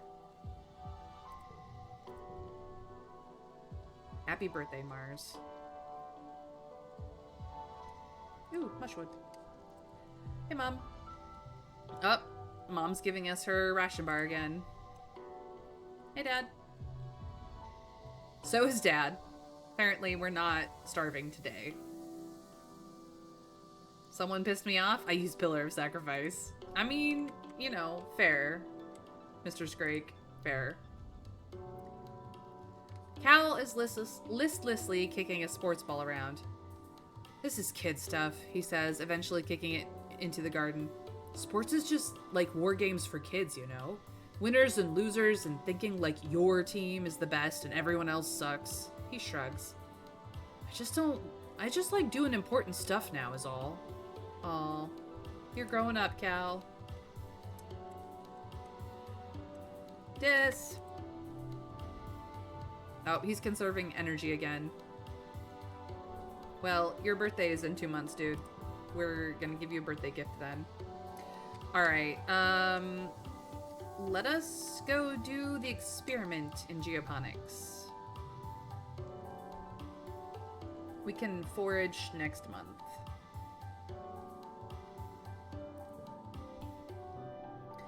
You've been studying the sponge cake you found out in the Valley of Vertigo, in it that oddly squishy trampoline ground. As you suspected, it is a type of fungus. The analysis bench tells you it contains edible starches. Once dried and processed with a maturing agent, acidic spark snow would work nicely. It will make a wonderful flour. The challenge now is to cultivate it. It multiplies quickly, and you've seen how it stops anything else from growing near it. We could plant some hidden in the backfield, or we could ask permission from our mom. Here's the thing about this. All those glow beans that we couldn't actually eat without destroying our own biology, this could be an answer to that. It also could be that if we feed it everything else, now we finally have a food source of at least a flour, which will help dramatically with the colony's food production. Asking permission from our mom, who's in charge of all of the fields, is probably the better option here, because she will need to know what's going on, or she's going to face even more failure in what she's attempting, and it would be bad for you and everybody. Like, just because it could be useful doesn't mean your mom will see it that way, but like, you're bringing her a hopeful answer to her problem. So yeah, we will ask permission, because that would be a really bad idea. Oh, hell yeah. Oh my god. No, absolutely not, she says before you even open your mouth. Get that out of here before it contaminates the crops. We all know how the pixie bean experiment turned out, she says. I know you've studied this sponge cake, but I'm still not sure about it.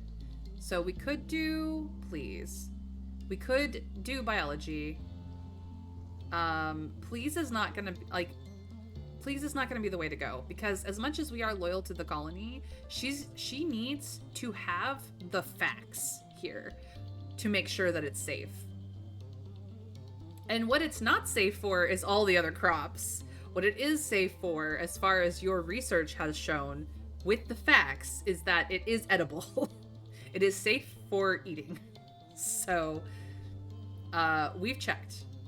We've checked. We did the research. We did not go into this blindly. We checked. There are facts. There's data. She can check it over. You show her your research. Your mom rubs her face. I know. You're a real chip off the old block, aren't you? You probably have its whole genome mapped already. Fine. Let's find a place for it. See? She just needed the facts. If we had planted that without her permission, it would have been such a massive disaster. You plant the sponge cake in a special field, quarantined on the other side of the geoponics domes from the rest of the crops. By the end of the month, you can already tell that it's taken root and will start producing viable food soon. You should get your first harvest during pollen, when the sponge swells up and is at its sweetest. Food. Food for the colony. Cultivating sponge cake will save the day. Many of the earth crops grow through dust and need to be harvested before wet. This means the colony has more food available year-round. It's going to be an incredible boon. Yeah, because we don't have to save supplies from dust to the wet or to the pollen season. So we will have food in more seasons being produced. So yeah, we've literally saved the colony a little bit by finding that. Let's go. Fuck yes. We don't have any gems here. This card becomes a 3. So.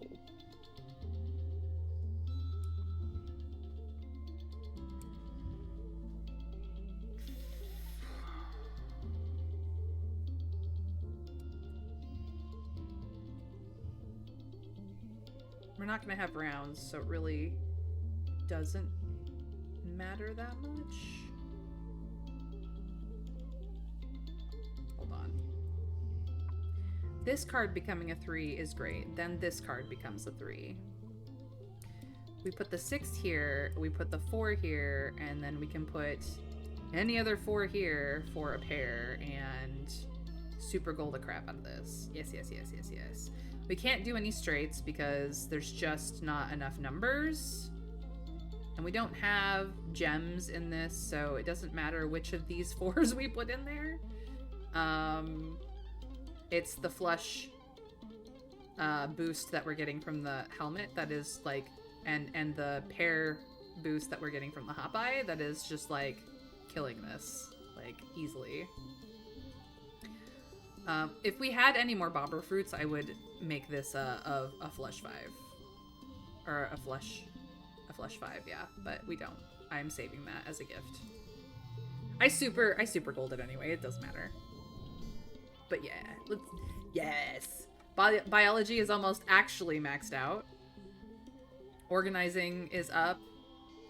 Kudos off the chart because of the popularity boost, and our stress is less. Fantastique. We've helped save the day. We're still starving, but we will starve less. It is mid-wet now. Good. Hey, Mom. Mom is still sharing her lunch with us. Probably so is Dad. Oh, no, he's still lamenting the glow beans. Poor Dad. It's mid-wet, so not the twins' birthday yet. Mars is still bored and watching her hair grow out. Cal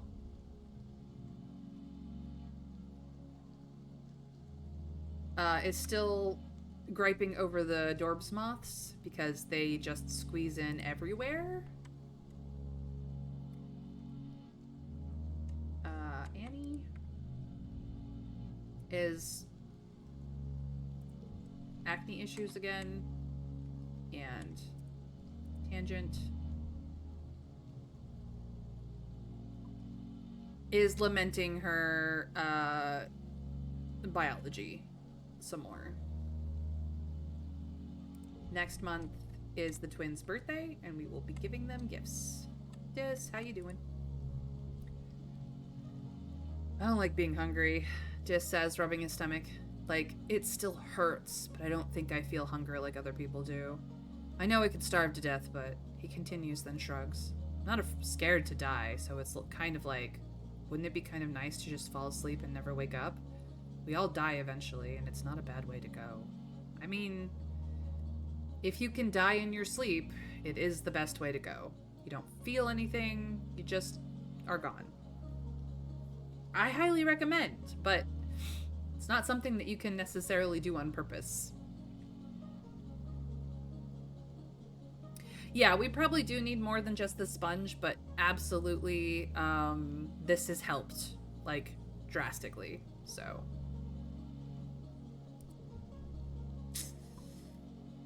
Alright, we are going to go a-foraging, because that is what is helping the colony right now.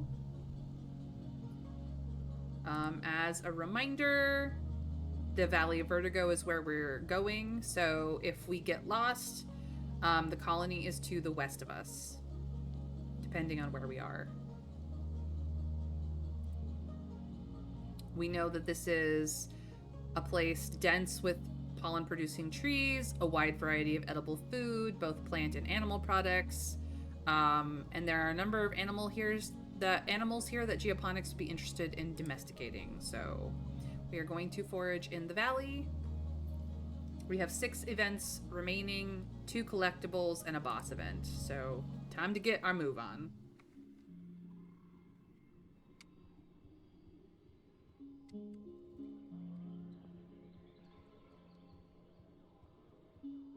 You wonder why I'm running my cursor over everywhere? It's because I'm looking for collectibles in the range that they show up. We only have 2 left, but I don't know where they will spawn. I think we cleared this area out. I'm just double checking that there isn't a collectible I left behind.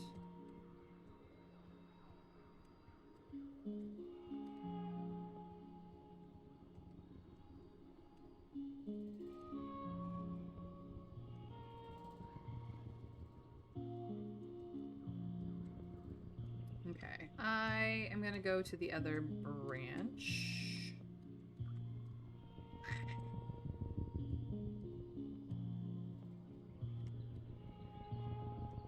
Oh, this is a loop. Okay. I want that bobber. I want that fruit. Something about the ground here draws your attention. It's oddly lumpy. What's up with that? It's a perception challenge? Well, we're definitely going to scope it out because walking through it without scoping it out seems like a dumb thing to do. Seems dumb. Okay.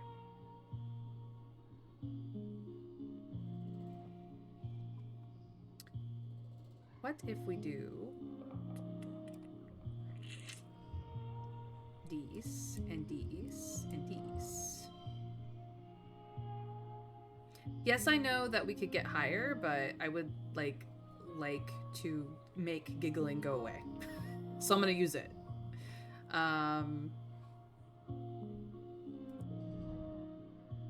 Yes, that's much better. This is not a mental challenge.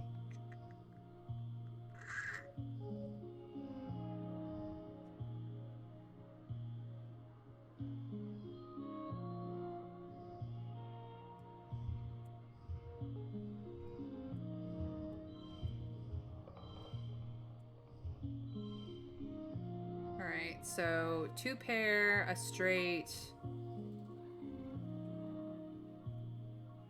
another 2 pair, and a flush. It's pretty good.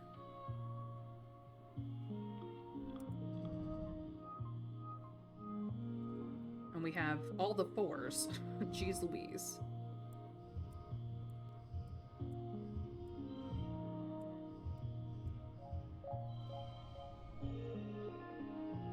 This wins. First collectible use is free. Okay. Oops, no. Put that back. Not a super. However, we could. Still not a super. Interesting.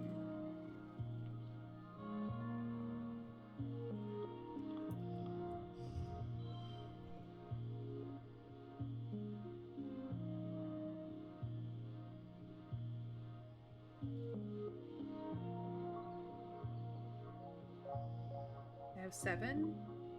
Okay. Hear me out. Now we've super gold it. Yes. 4 of a kind. Flush 5. Heck yeah. Technically, I could do it again, but I'm not going to. That would be a waste. Win! No skill change, sadly, but... Whoa, it's a potato minefield! Underground, the recent rain has swelled the young melons to bursting. You better watch your step or you'll end up knee-deep in potato juice. The good news is, they're tasty. Yeah, we're gonna forage. Absolutely. Colony food? Heck yeah. They're so dang heavy. The calorie to weight ratio isn't optimal. Most are too young, but you find a ripe one, dig it up, and roll it back to the depot. Heck yeah. And then we get this bopper fruit. Okay, this must be the boss battle, so I'm gonna go back to this question mark. Do this one. A line of termite-like insects crosses the path here. Curious, you follow them to their destination. A massive sponge-like hive of crawling bugs writhing with life. The bugs are tending to larvae nested in the holes of the sponge, feeding on the rich royal jelly that oozes from the hive. You step in for a closer look and hear a warning hiss from above. Atop the hive is a queen, whatever it is. Wait, no, she is the hive. Wait. This is a squeegster hive. Her abdomen is swollen and lodged in the ground here, rendering her immobile, but not defenseless. The hive queen groans and growls at you, and the air prickles with the burning flavor of acid. She must have some sort of defensive acid spray. That jelly looks pretty edible, though. This would be a hard animals challenge. We're gonna try it. It's only hard. It's not impossible. We can do this.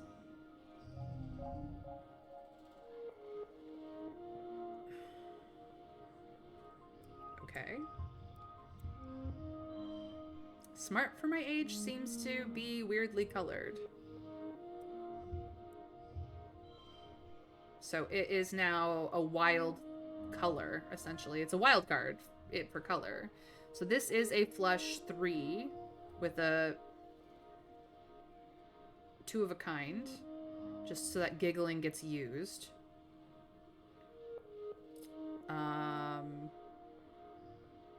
This would be better to keep for harvesting mushwood. However,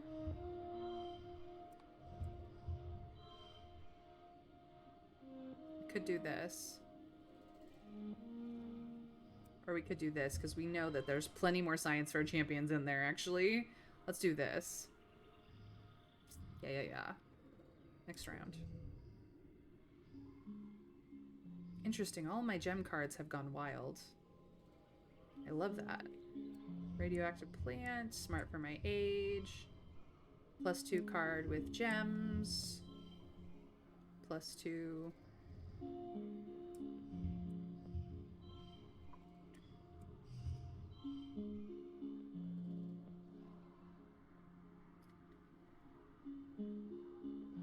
That's a 31.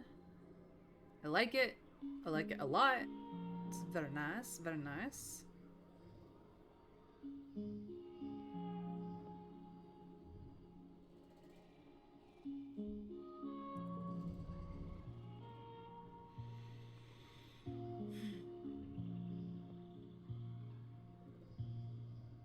This is not a mental challenge. This is a physical challenge. Okay.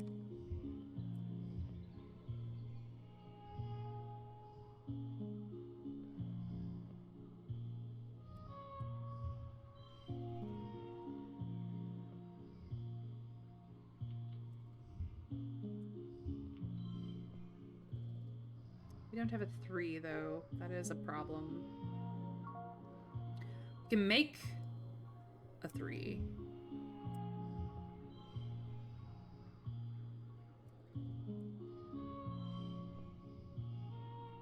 And then we'd have a 2 for a straight.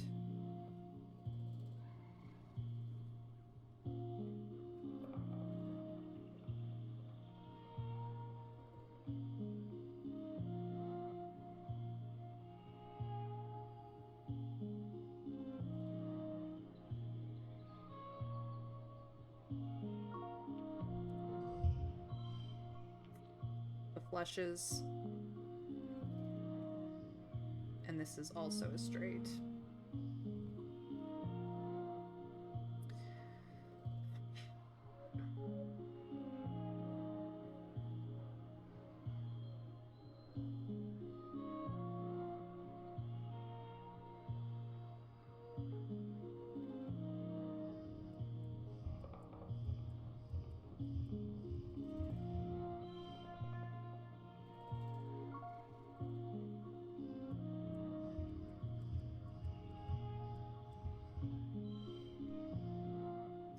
I mean, we can afford the push through if we want.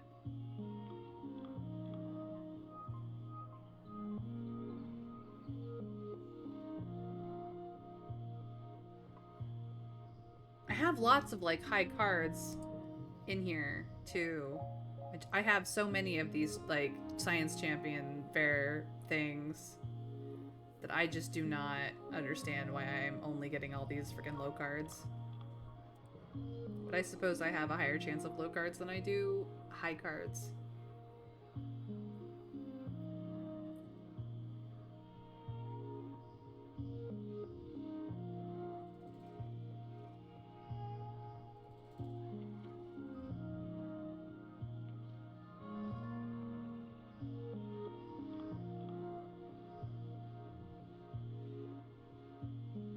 All right. We'll take the victory with the stress. Stress. Kudos. Food. We did get a gem card, so... You get in there and squeeze out some jelly from one of the Hive Queen's many holes, somehow managing not to get sprayed too badly by her acid. Some lands on your arm and the back of your hand and sizzles briefly, but you keep your calm long enough to escape with your bounty. Alright, we did it. Now we're nearly stressed to the max.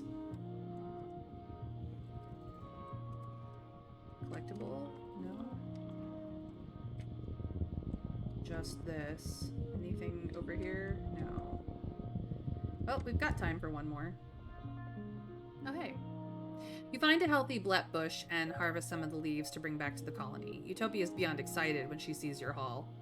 Oh, blep, she cries, shoving her hands right into the basket of rustling leaves. Mayron, you're a gal after my own heart. She pops a leaf in her mouth and chews on it and then shudders happily. Whoo, she cries. That'll perk you up good. On down brews a heck of a cup with the stuff, but me, I prefer it raw. She points at you. Don't you go getting any funny ideas. This'll turn you green and give you spots, cross my heart. Stay away until you're older. Well, we could choose some blep leaves. +2 for each gem on other cards. Yeah, I'm gonna go for the card, though. A little bit of rebellion. Just because Utopia was born on Earth, she thinks she's an adult just like the rest of them. She's closer to your age than all the other adults. What does she know anyway? You wait until Utopia leaves, then shove a leaf in your mouth. Ugh, you struggle to not spit it out right away. It's so bitter. You can't help but stick out your tongue. Blep indeed. Ooh, but that gave me some stress relief. Mysteriously, you experience a rush of giddiness a few minutes later. Whew, wow, that blep sure is good. No wonder adults keep this stuff away from the kids. It's probably addictive. But we can go back to doing events here. That was worth the rebellion. Heck yeah. Let's go.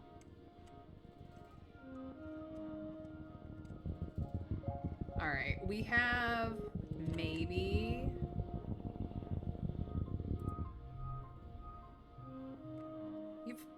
You've heard of Ricky before, small skittering pink creatures with many legs and eyes. Like a spider, at least. They're usually small and cute. Not so much the case with this one. The Ricky blocking your path is pretty large. Probably about as tall as your waist, and it's growling at you over the carcass of something even bigger, which seems to be missing its head. Yuck. You're not sure if it killed or scavenged the dead animal, but it's dragged it into the path and looks ready to fight for it. It's a normal difficulty combat challenge. Not that it will give us combat in the end. We could wait for it to leave, or we could find another route. Finding another route, as we know, kicks us back into the map screen. So, do we wait for it to leave, or do we fight it, chat? How brave are we feeling today? Our bravery is at 25, but our combat's only 16. Might give you the most of a large dead animal to eat. It's fair, we could scavenge it. We fight like men. Mayrin is a she-her, though. Mr. Scrake, like, I want to tell you, but I am she-her.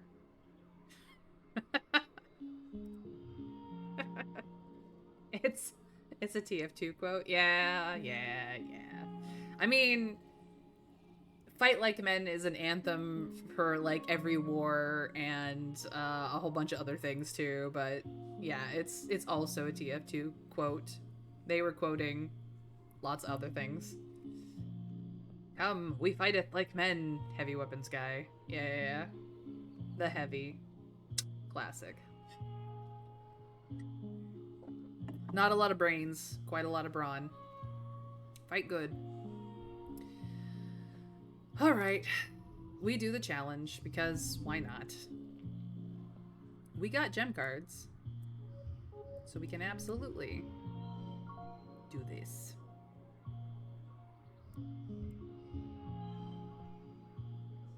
That's an 18, just getting us started.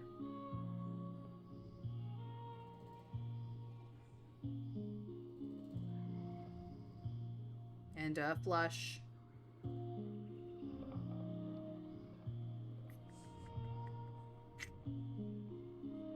Or, alternatively, is that?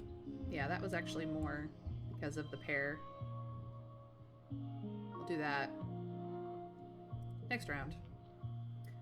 Alright, this card gets +2. Except if we put this here, because it's unchangeable. We're not going to do that.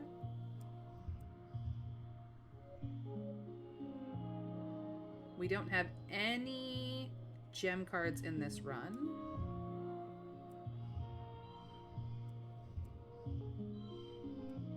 We could do this for a pretty good round, which means that Tangent's Focus is definitely still the highest card. We get a run of 3 2s and a flush 3 as well, which is the correct type of flush for the bonus from our gear.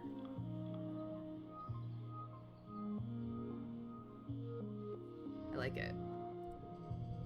19 more. We have any gems? Of course not.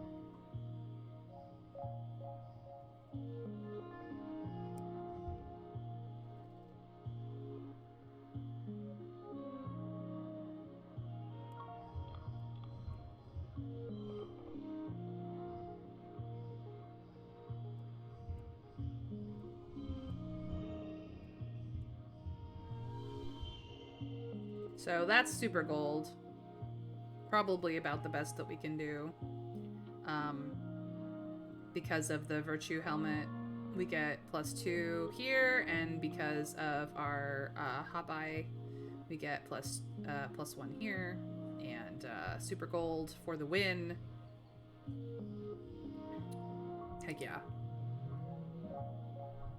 Who needs brains when you have gun? Person with brains needs gun. Better to have both brains and gun, just saying. You chase the Vriki off and claim ownership of the dead animal. It's no prize. It's completely rotten. It's not even worth calling in a retrieval team. What a waste. Oh well.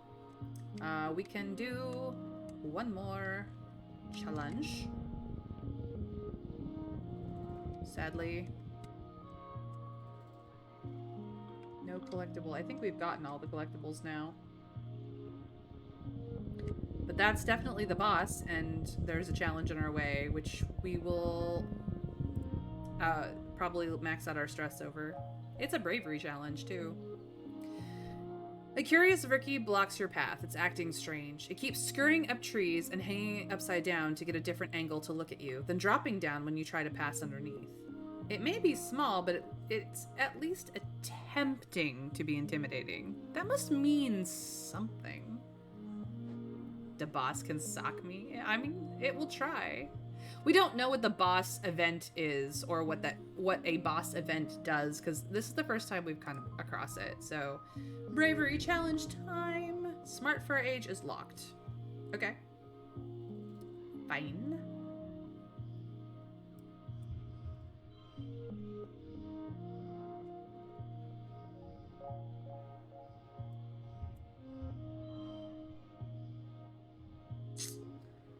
Flush 2 and a 2 of a kind.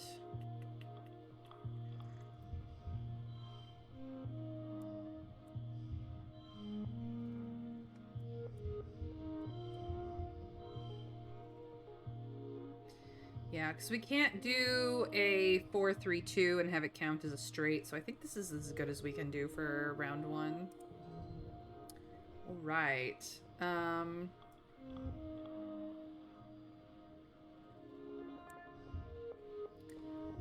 6, 5, 4, 3, 2. That's a straight and a flush 5, which gets extra for being a blue flush 5. I like it. It's a pretty good round. Next.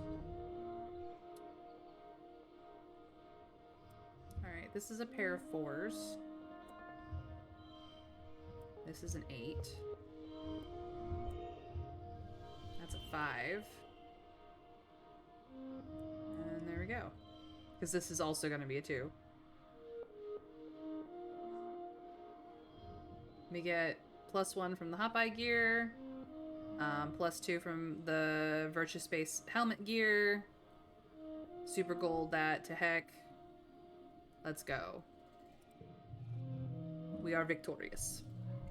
We get bravery and kudos. We don't get animals because of our starving status, which is really annoying, but it's fine. The Vriki runs up your leg. It's a giant spider thing, and it's got weird tentacles and get it off! The urge to dance around and shake it off is almost uncontrollable, but you manage to keep your cool. The Vriki tastes you with its tentacle feeler legs, but doesn't look interested in causing you harm. It pokes at your backpack, trying to get in, then gives up and scurries off. It wanted to climb you like a tree. And we are too stressed out to continue, so now we must go home. We're back! We gained perception and biology. So our biology is now maxed out, which means we got a perk, enhance your DNA in engineering. Ooh. Ooh. We can give ourselves more augments. It is now late wet, the twins' birthday. New perk. New perk. Who dis? Dis. He's still hungry. But, how about some medicinal roots for your birthday, my dude? For my birthday? He mumbles. Oh, thank you. This looks like it's from a very rare plant. Did you find it while you were exploring? Yay, we made more friendship with this. 35, not bad. Happy birthday. Hey, Cal. Cal is lamenting that sports are war games for kids. Yeah, we know. Sorry, Cal. Hey, Dad. Dad throws us a canteen to stay hydrated because we may not be eating enough. Mom? She gives us her lunch.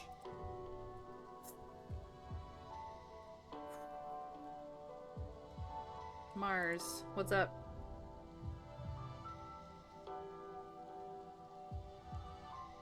Tangent never wants to hang out anymore because she's always on a big project. Yeah, we know. We know. Believe me, we know. Girl's obsessed. Annie! Still having acne issues. Hey, Tange. So she is trying to figure out why she doesn't get along with the rest of her family. But I have something for you. Seems you remembered my birthday. How thoughtful of you. Tangent says, accepting a flower with a dubious look. I'll set this flower aside to analyze later. I am interested in the properties of all Vertumnan flora. I want to flirt, but she takes it so terribly, so... How old is she? She's now 14. Hope you find it useful. She turns to walk away, then remembers herself. Thank you, she adds, almost as an afterthought. Can we do the tinker with our DNA? We can. Of all the people in the colony, you understand genetics the best, besides Dr. Instance, probably. She trusts you to attend to the gene tech machine. With access to a machine like this, you could give yourself a new genetic enhancement. Sure, you probably shouldn't mess with your genome too much in vivo, but one little change couldn't hurt. Alright. Do we want to give ourselves another augment? We already have the smart brain one. I don't know where it shows that we have that. Honestly. You get good grades in engineering class is all it's telling us. But we have... Is it... You've been enlightened by mastering a skill. +1 to all mental skill increases for 3 months. Oh, nice. Didn't notice that happening before. We mastered engineering. Why is mastering biology any different? I don't know.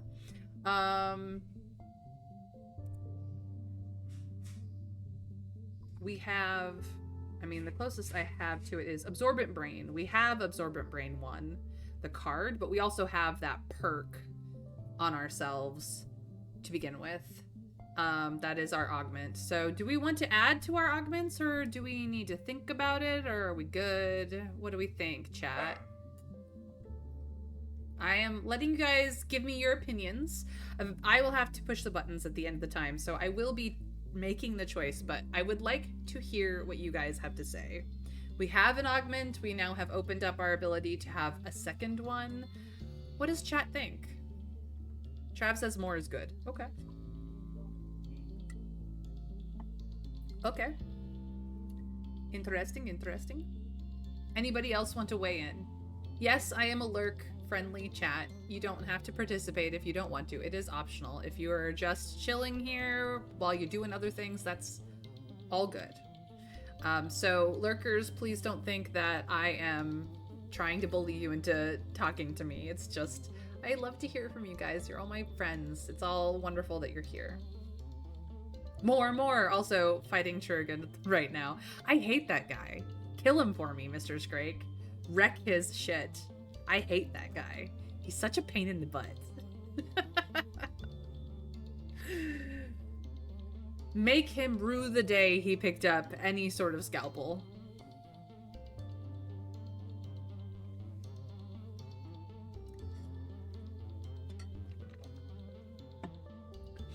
Alright, looks like I'm messing with my genome again. Let's go. Gene Tech Machine, go. You decide to install an enhancement. We could get Eagle Eyes. We could get Extra Fingers. We could get Super Strong. We could also get Calm Temperament, which lowers our stress. Ooh. And is a gem card. Are all of these gem cards? These are all gem cards. Okay, so we could get +1 skill on toughness or physical challenge wins. We could get +1 skill on social challenge wins. We could get +2 for every other physical card in our thing. We don't... Physical cards and skills are our lowest, really, to be honest. Although, I don't know, maybe social is now. Or we get Calm Temperament, which lowers our stress. And being a chill, smart person might be the thing that I would love. Because I am not a chill person in real life, but I really wish I could be. That isn't to say that I'm like a crazy person. Well, I'll just stop myself right there. Calm Temperament. Let's go. Let's go. Nothing can faze you anymore. You're rarely frustrated and don't let anxiety get the better of you. You brush insults aside, always play nice, and never have to be told that sharing is caring. Let's go. It's a tricky process, much more complicated than modifying the malleable stem cells of an embryo. You wouldn't risk doing it again, but this time it works out. Dr. Instance knows what you've done, but you take her silence as tact approval of your risky experiment. Alright, we gotta chill, and we always chill with Dis, because he's pretty cool.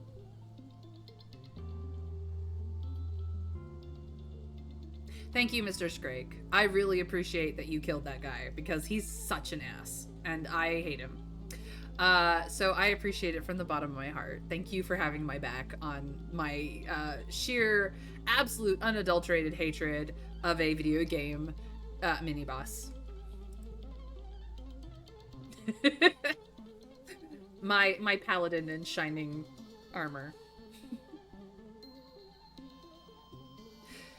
You're enjoying some quiet time on the walls when you look down and see a group of school children on a field trip outside the walls. Wait, are you missing a field trip? Aw, maybe you are missing something by doing all your schoolwork up here alone. Do we even do school anymore? That's okay. Dis is more friends with us. Harvesting mushroom, science fair champion. I have a ton of science fair champion, to be quite frank. I have been the science fair champion 1, 2, 3, 4 years in a row out of 5. So, honestly, I could stand to get rid of 1.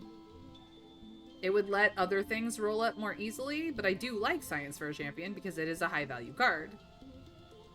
On the other hand, having cards that give gem score for gems in other cards is also something that I am building towards, so I could keep them both. Funnily enough, I have a Crusader in my party. Ah, but do you have a Vestal?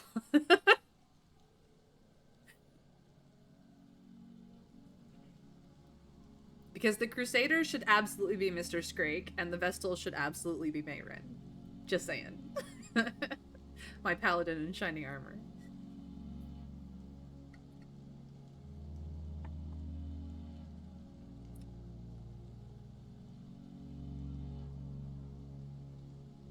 I would spend channel points on it, but it wouldn't do me any good because they would be my own channel points and I have an unlimited number of those for myself.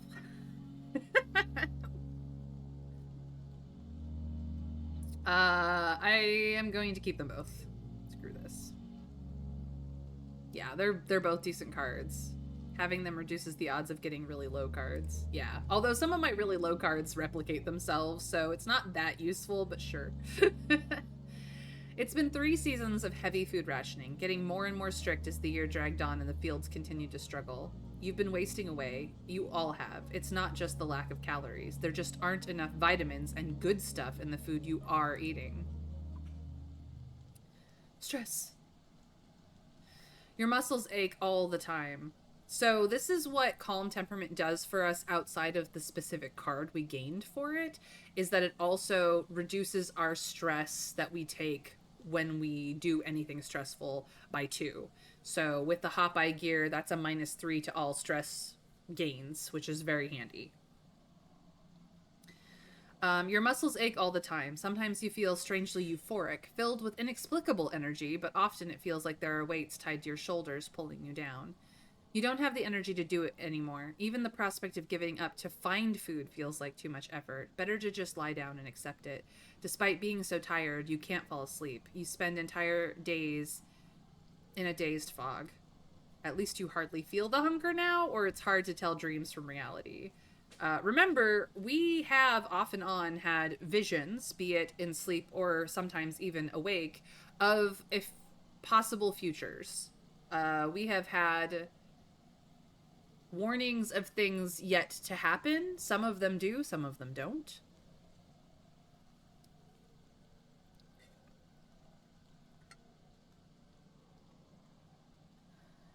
So are we grateful that we hardly feel our hunger anymore, or are we struggling with the fact that dream and reality are kind of blending at the moment?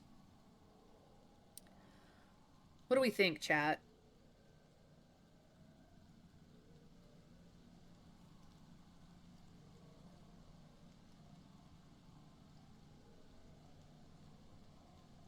Concerned. If we're seeing the future, then it's pretty dangerous to lose ourselves in time. Okay. It's hard to tell dreams from reality, and we are concerned. Last week, you were brushing your teeth when you noticed that some of your teeth were wiggling. You brushed and brushed and watched all your teeth begin to fall out of your mouth, clinking into the sink like pebbles and washing down the drain. Horrified, you started screaming, only to snap out of it and realize you've been staring at yourself in the mirror the whole time, lost in a hallucination. Your friends stopped working and retreat to their quarters. You lie to each other on the holonet, all saying you're okay, just taking it easy, waiting for the harvest. Well, the harvest came and went, as meager as ever. Your mother still hasn't given up and never rests, never stops working, as much as your dad begs her to. She must be sleeping in geoponics because you hardly see her in the family quarters anymore. From where you lie nestled in bed in your cozy fugue, it all seems like far, far too much effort to bother with. Do we drag ourselves out of bed, or do we waste away in bed?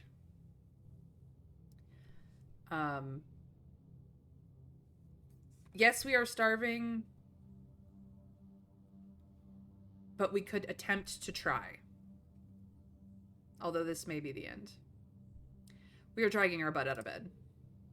You try, but you end up collapsing off your bunk. You barely have the energy to climb back up into bed. You don't feel pain or fear, just a strong urge to lie there and stare at a poster of a pink cat on your wall, which you do for hours. You're pretty sure that behind those yellow disc eyes, it's trying to tell you something about the nature of the universe, the cycles of space and time. Have you been here before? Or is this the first time? Yeah, well, we didn't get the chance for that. We don't have the ability to do.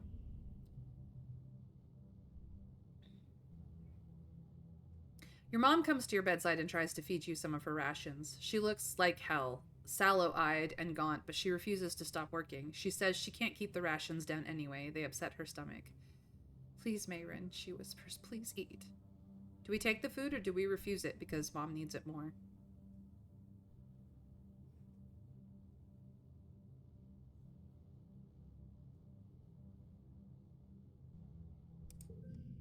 We refuse. Our toughness goes down.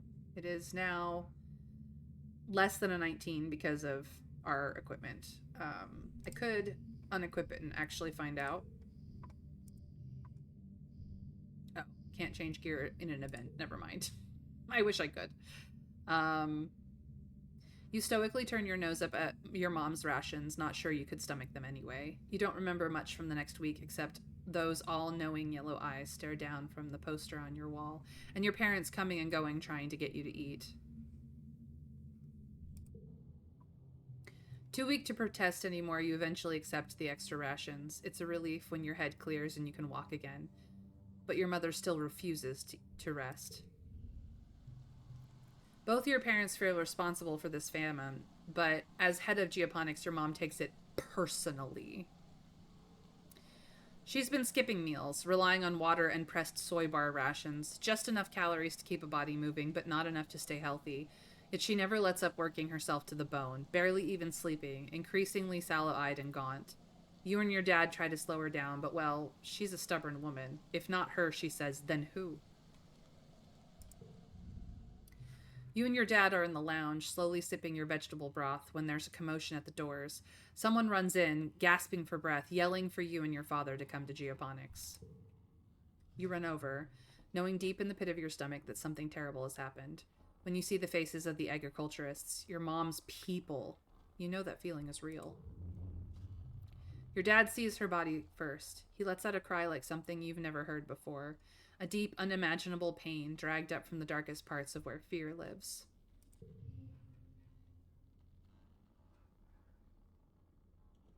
Yeah. Your dad falls to his knees beside the frail body of your mother. He pulls her into his arms and sobs, wretched and agonized. You don't even know what to think.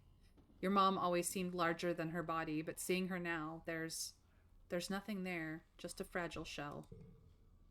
They tell you she didn't even cry out. She just went to her knees and then lay down in the dirt, and that was it.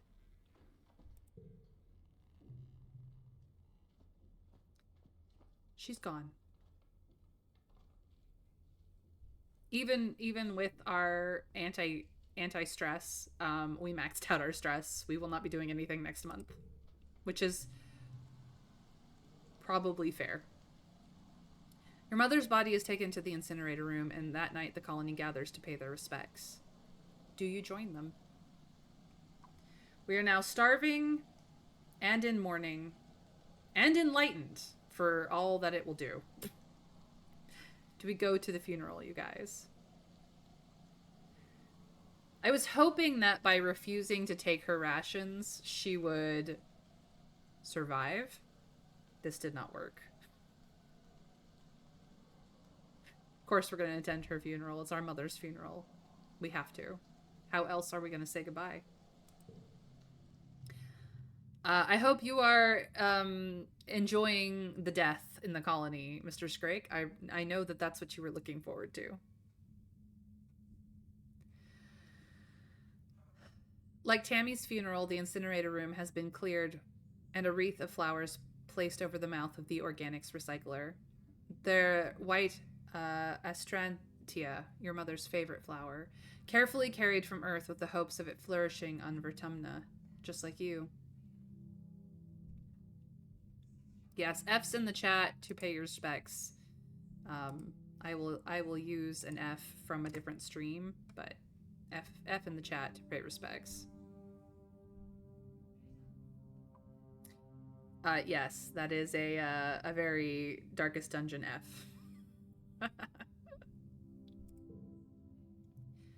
You stand with your father and Aunt Anne. Udicat and the rest of the council are here as well, including Rhett. You're surprised to see tears rolling down his face. He's such a hard ass in the garrison. Cal is here with all the other agriculturists. The rest of the colony waits in the canteen to offer their condolences after the service. Governor Udicat gives the eulogy.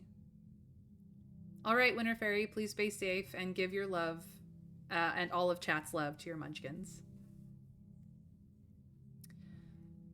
As a colony, we share our blessings, she begins solemnly. However, today, in sad company, we gather to share the burden of our grief. Florissant was born on Earth, but she more than many of us exemplified the spirit of our endeavor to bring life to beyond the stars. She bore life, not only in her body, but bringing it forth from the ground she so faithfully attended. Um, make an example out of that collector for me, Mr. Scrake. I despise him almost more than the Churgan. Just make an example of him. Show him the error of his insanity, please. For me. Dislike that man. The debt we owe her is the kind that can never be repaid, she continues. It is with a deep and unbearable grief that we must continue on without her, in awe and respect for her sacrifice, the depth of which was never expected of her, but which she did not expect of anyone else. It is on her strong shoulders that she carries us all still. Udicott closes the door to the recycler, and the particle disintegrators begin to reclaim the molecules that once formed your mother. Your father squeezes your shoulder, making a small, choked-off noise of pain. As a community, we remember Fluorescent. As a community, we return her body to the soil that nourishes us. In this way, her sacrifice is recognized in the manifest body of the colony. The ceremony is adjoined to the canteen, where a somber wake is held in your mother's memory. There isn't enough food to dull the emotions, and your empty stomach only reminds you of her unfinished work. Your father is the new head of geoponics. In a few hours, he receives your mother's remains so that he can add them to the colony's precious supply of brown soil from Earth. You touch the cool liquid lid of the container, marveling that your mother could fit in such a small box. You don't have to be okay, your dad says quietly. His voice is thick with emotion. I know. I'm not. I have to keep going where she left off, but if you can, you should take some time off. We're taking the month off because we are too stressed to do anything. There is no getting back to work for us this time. Late wet turns into glow as we take the month of glow off to deal with our stress. The prospect of just going back to work like everything is normal is too much to handle. The sun dips below the horizon and glow begins. You end up spending the whole month alternating between sleeping, scrolling the HoloNet, and staring into space. It's restful, at least. Welcome back, Raptor Squeak. Yeah, great time for you to come in. Mom died. We're all sad. Super fucking sad. And it's glow month, so we're about to get attacked as well. But thank you, Mr. Scrake, for showing the collector that he is the problem. I appreciate you. Ending that asshole is a blessing. Because I hate that guy too. F to a real one. Pour one out in their honor. Oh yeah, we had F's in chat here. We absolutely did. Flulu, aka Fluorescent, is we loved her character. She was a great mom. But she worked herself literally to death, so please learn from her lessons. Do not allow yourself to work to death. I realized that she was trying to save everybody she cared for, but she went first in the process. Ooh, nice loot. A few days after the funeral, surveyors return with an unexpected bounty from the Valley of Vertigo. It's enough to survive for another month. Until the new year, maybe, if you keep rationing. The colony will continue to limp along, but without your mother.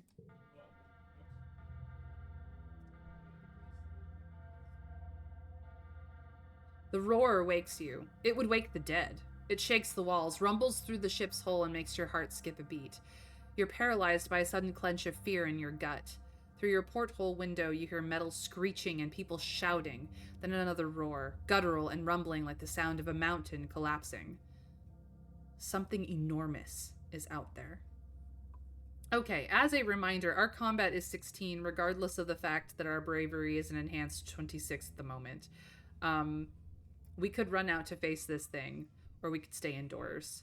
I don't believe it will let me change my gear because we are, once again, in an event, but, yeah. Flulu would never have common rarity drops. This is fair, Raptor Squeak. She would never. She was an uncommon woman. She was a unique, and her drops would be epic at the very least.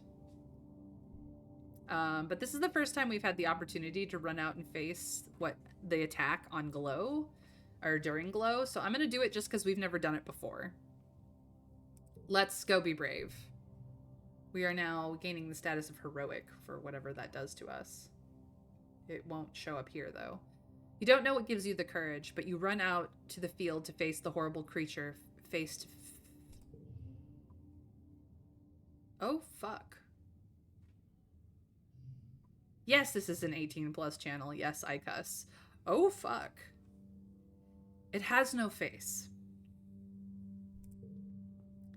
In place of a face, or even a head, its body just unzips, revealing a mess of writhing pink tentacles and blinking eyes, pocketed with jagged and asymmetrical teeth. It stands on 4 enormously powerful legs, each as wide across as tree trunks. Clinging to its back and its thick slug-like tail are clumps of lichen that glow faintly in the night.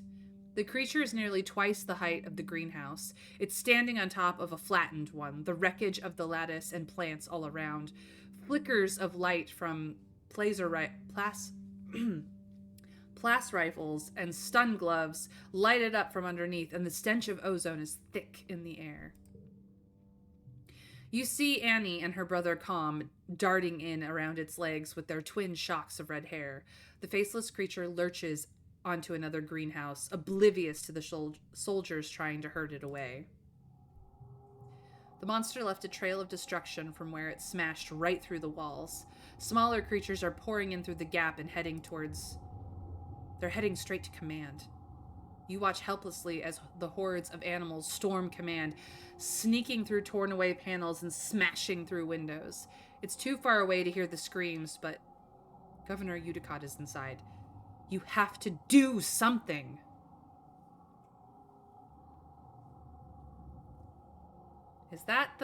Is this that thing whose branches you picked for food? No, this is definitely something else. Say hi to Ferdinand. I like that name for them.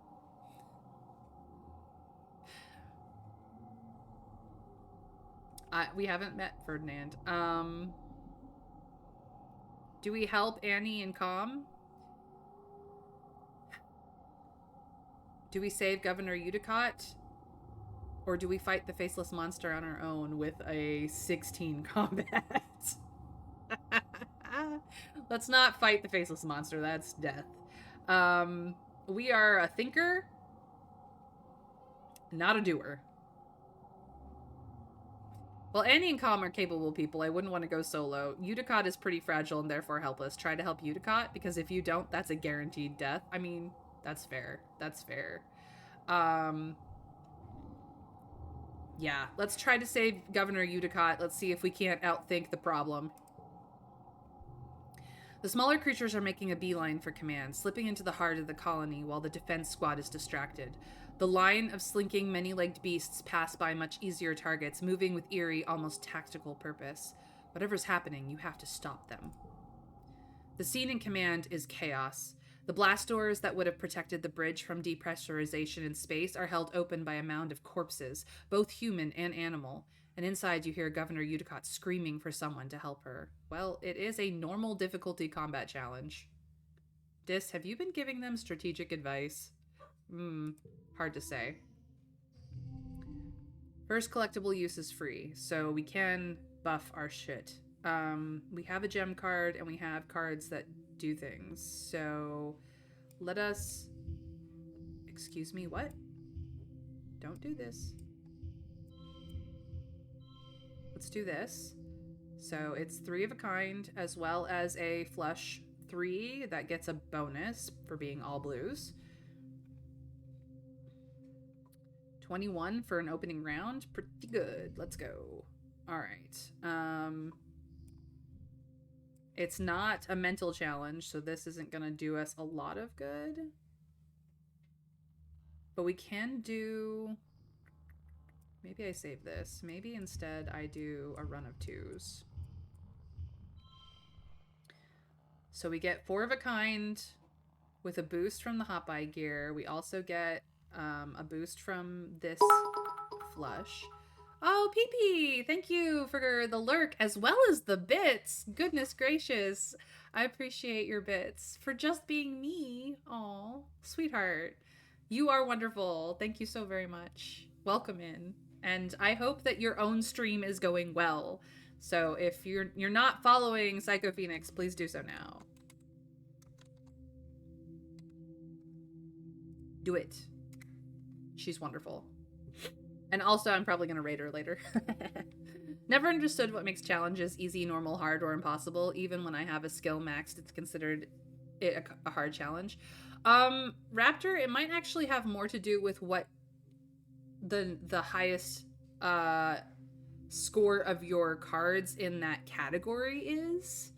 It could be that it's a hard challenge just because your capacity for scoring that high would be difficult to get to with what cards you have. I don't think it has anything to do with the skills at all.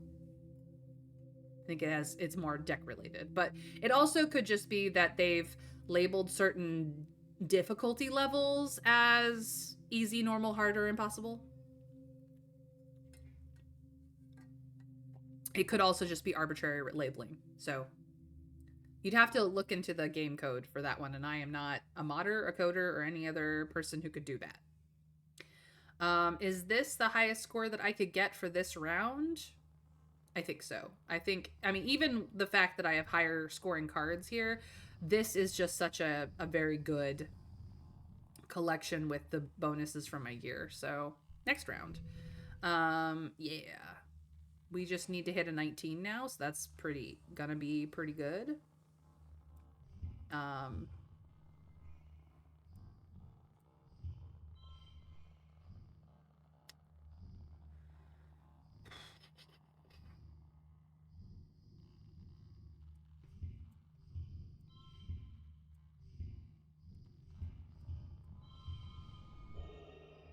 Yeah, that's super gold. And then it's got a pair, which gets boosted from our pet, and a flush with blue cards, which gets boosted from our helmet.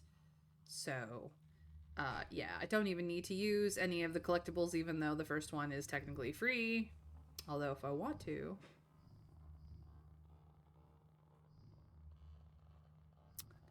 I could just do this. No. Stop that. Do this. And then make it slightly even higher. Win. Victory is ours. We outthought the combat challenge. Hunt down and interrogate the Northways to ask why. Job difficulty is based on age, which is straightforward enough. So not for the others, though. I have a feeling that it is arbitrary labeling for particular DCs. That's my best guess. You beat back enough beasts to help Uticott escape the bridge. As you shelter under a meeting room table, you hear horrible noises from the rest of the ship. Metal screeching, that terrible abomination roaring, the sounds of the creatures outside tearing their way through the hallways and trashing everything. I mean, if Raptor Squeak can find no, like, logical scaling to those particular labels, then it is probably just arbitrary. This is considered to be at these DC levels. So it's closer to, like, a D&D DC table where, you know, a 30 plus is considered to be impossible, even though you can roll high enough to reach them, etc. and so on. So suddenly the ship lurches and drops a few feet, buckling under the weight of something massive. Out the porthole window, you see a fleshy pink tentacle slap against the side of the ship before the faceless abomination outside crashes to the ground, taking the entire outer wall of the ship with it. Uticott sobs quietly into her hands in the sudden silence. You wait a long time until congruence gives you the all clear. The council calls an all-colony meeting to face the aftermath of the attack. In the oppressive gloom of Glow, you gather near engineering with the other survivors. It's one of the few buildings still standing. The corpse of the Faceless still sits in the caved-in wreckage of the Stratospheric, spilling its flaccid pink tentacles from its horrible zipper-toothed maw. It's already beginning to stink. At least the governor still survived. We rescued her.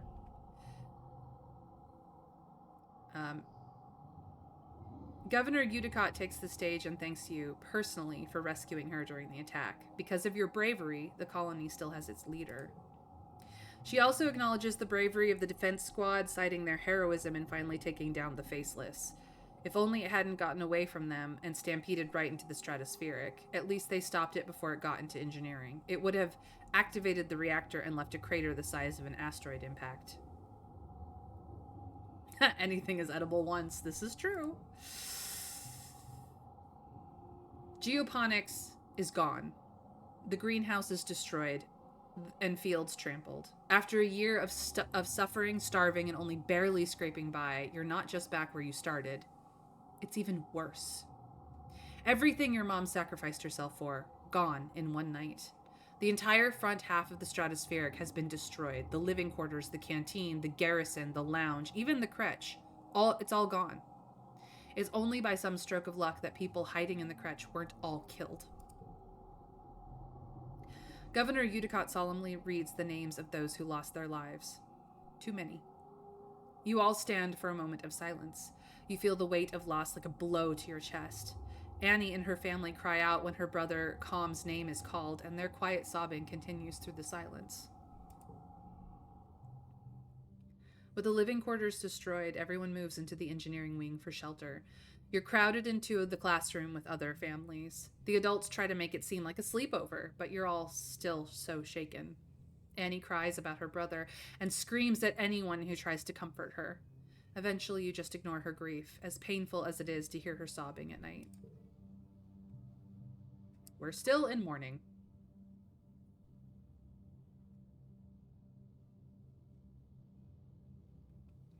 You feel like you've been awake for days and you'll never fully sleep again. You try, but you keep jerking awake, crying out in fear. Eventually, you fall asleep sitting up, held in your father's arms. Your sleep is fitful, but mercifully dreamless. I believe we are now halfway through the game. That was the halfway point event, from what I understand.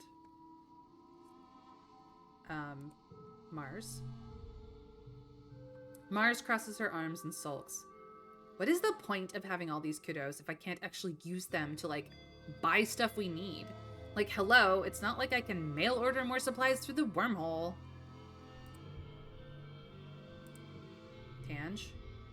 Tangent frowns. I just don't understand, she says. Why now? Why does it keep getting worse? Yeah, well, we all want to know that.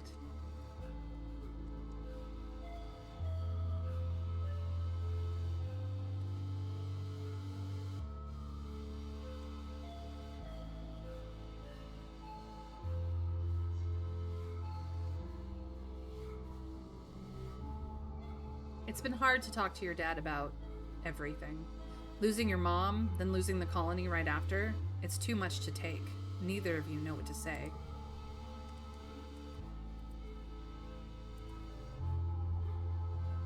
I know it's hard, Cal says, fiddling nervously with a tassel on his shirt.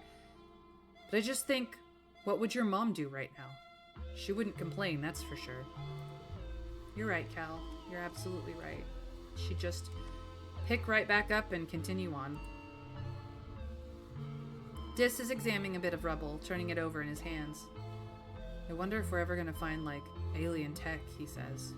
Wouldn't that be cool? Sure would, Dis. Sure would. We can't even get out. Well, all that is left is engineering. Everything else is destroyed.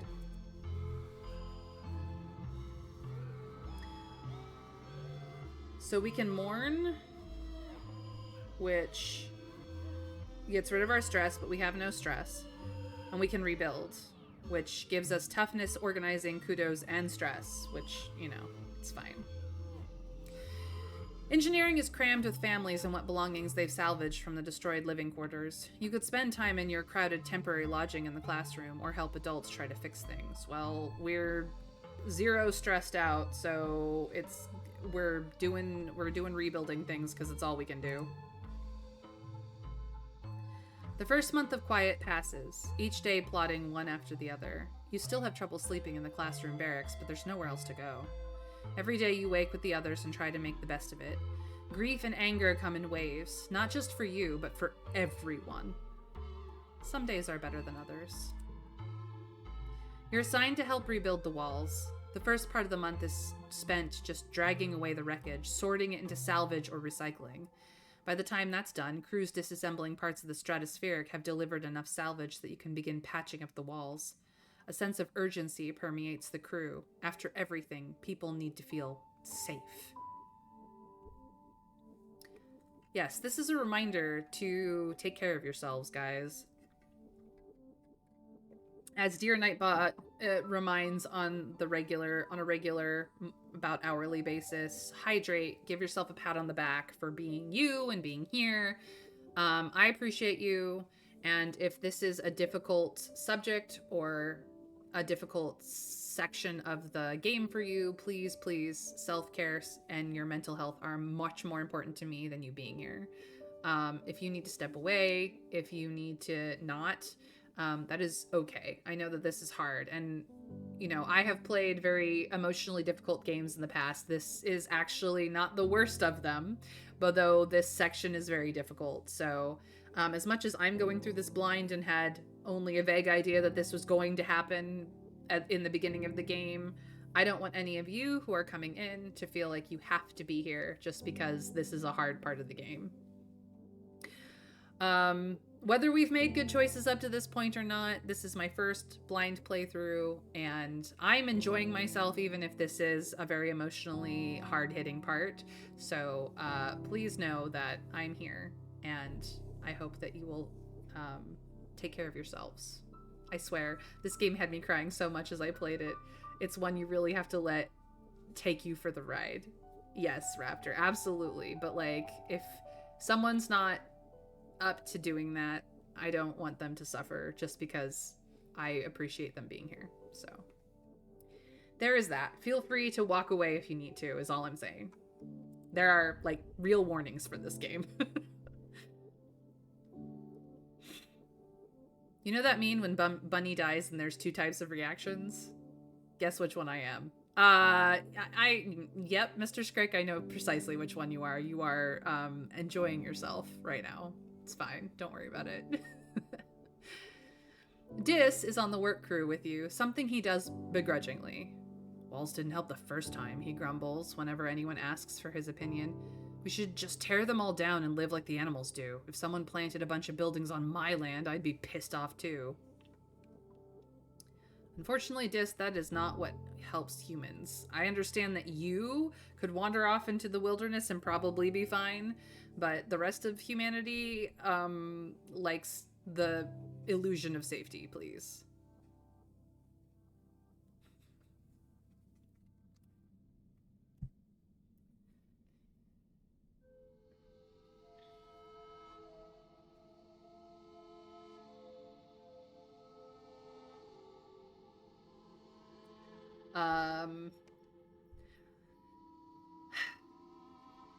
He's not precisely wrong. The walls did not, in fact, help, but the attacks gained in strength over time. Whatever was controlling these attacks was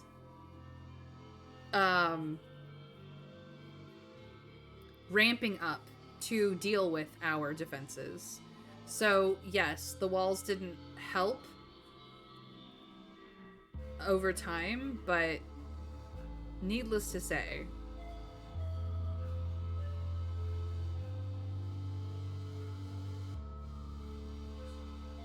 they make us feel safer. I'm gonna work hard.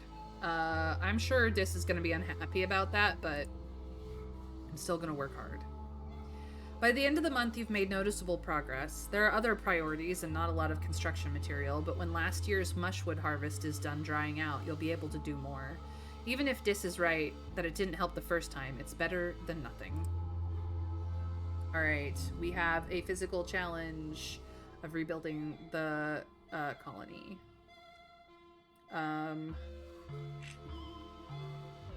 We literally have a 1 here. So what we could do is this. And just kind of run with it.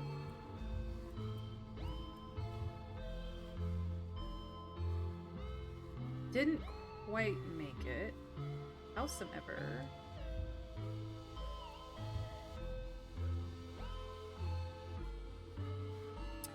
Could also do this a different way.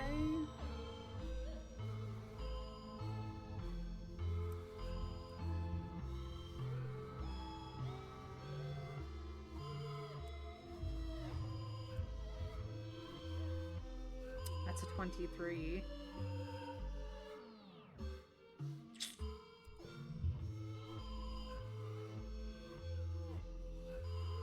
$24 is the closest I can get. Bullshit.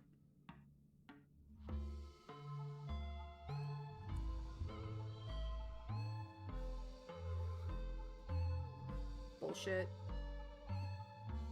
And I will show you why. Boop. I win. I don't have quite enough numbers for a straight here, but first collectible use is free. I win. It's not a supercharge. It's not a super win or super goal, but it's definitely a win.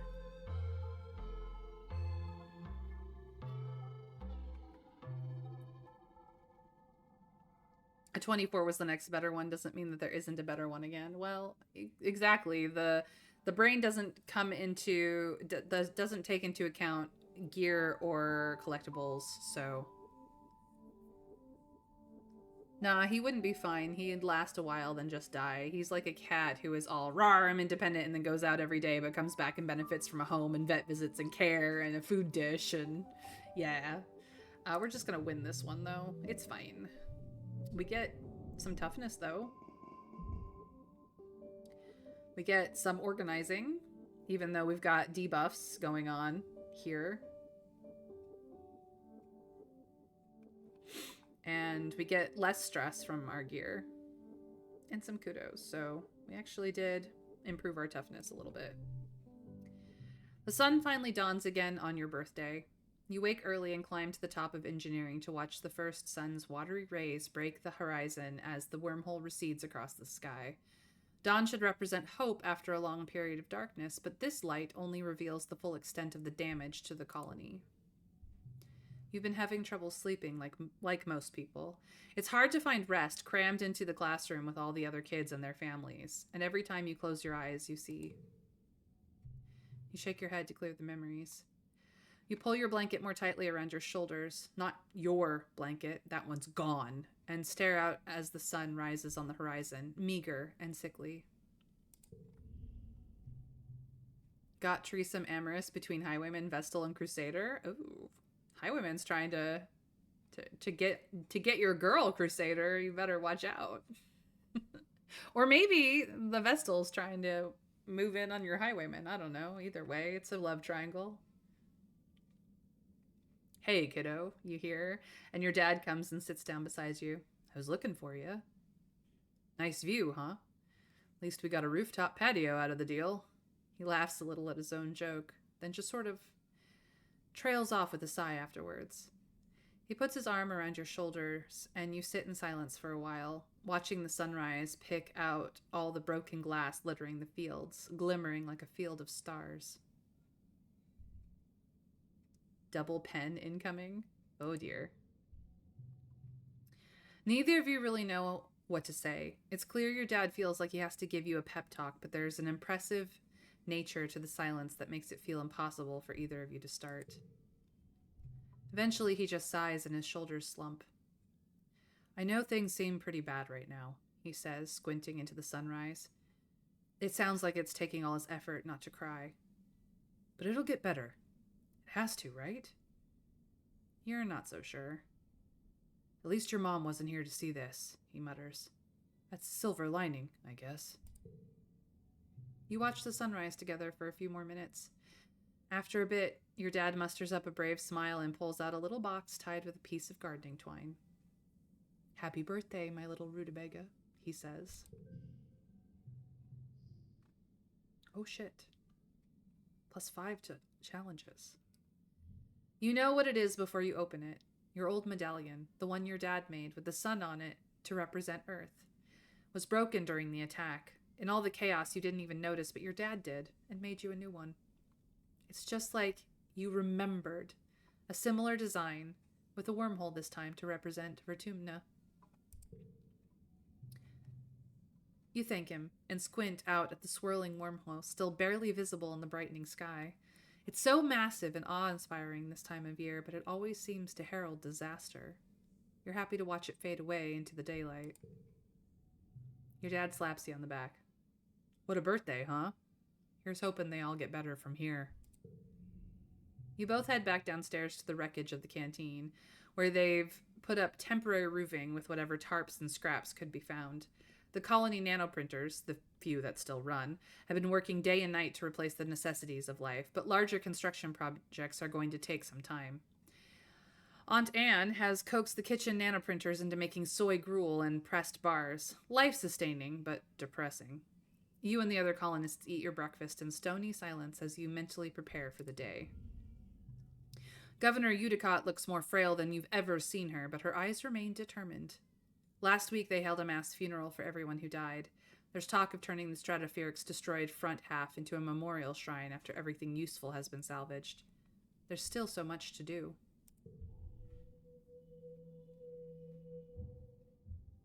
Alright, mid-quiet has come. I'm taking this off to see where we are at.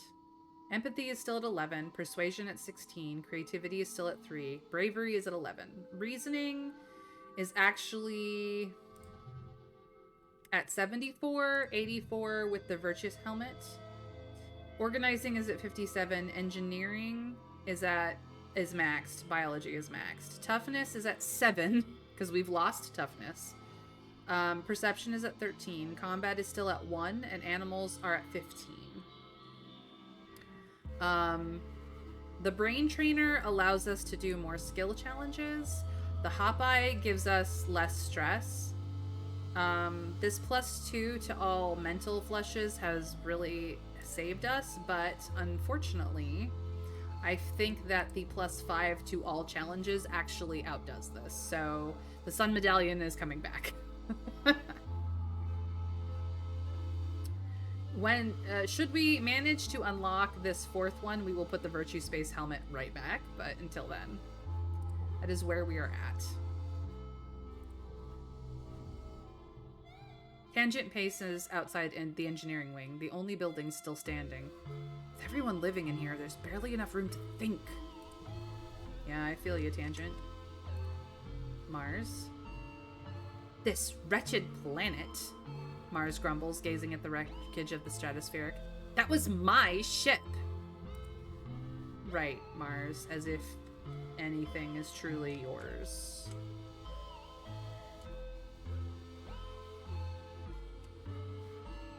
Everything is still pretty destroyed on the map, so how's Dad doing?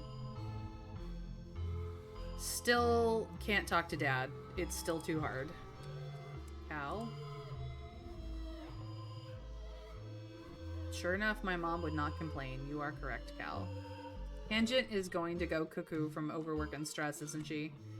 I mean, Tangent would rather be an AI, so I don't know what to tell you, Trap. It's possible. This is sitting on a pile of rubble looking out over the colony wreckage. He doesn't look particularly sad. What do you want? Just your friendship, Dis. I think that you're probably one of...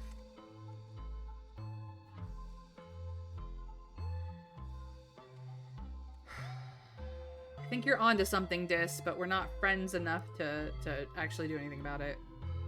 So we could mourn, but we're not that stressed out, so we're gonna rebuild. Because that's what we've got going on for us right now.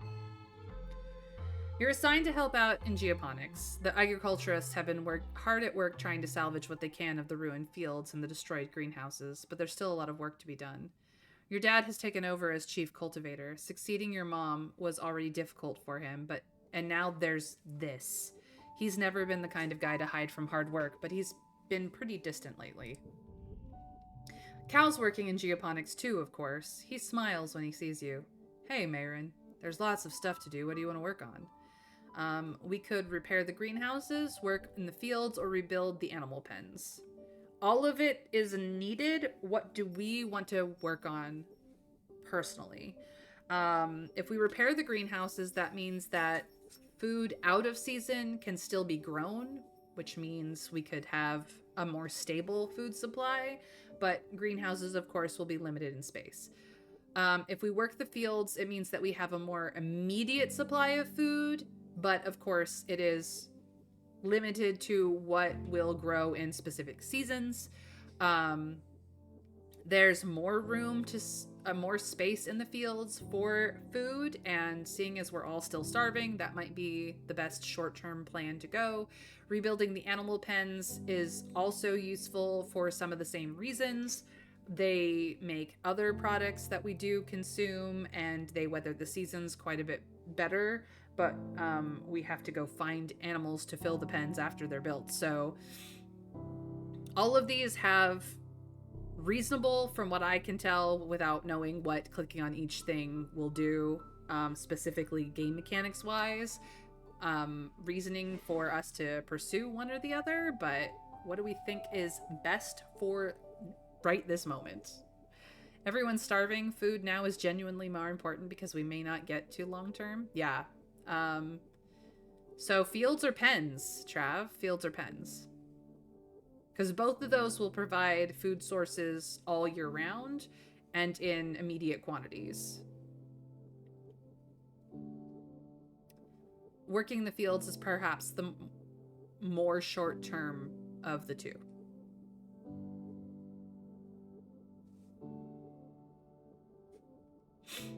What do we think, chat? I would love to hear your thoughts. Just, you know.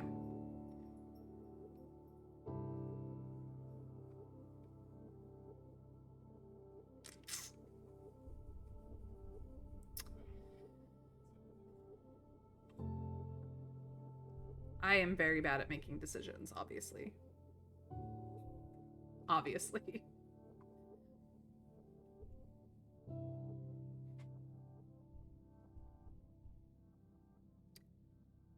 Alright, working the fields it is. You and Cal are set to work in the fields. Luckily, they are mostly empty during glow. But quiet is supposed to be a season of planting. With the deep, compacted trenches where the massive faceless stomped all over the colony defenders, the fields are in worse shape than when you landed. You are set the task of aerating the soil. You and Cal trade off, one of you guiding a bot with a dangerous-looking aeration extension, while the other uses a shovel and sometimes a pickaxe to loosen the soil and dig out pieces of debris. Then there's the spark snow. It will raise the soiled acidity if it sits long enough to melt, and your earth crops hate that.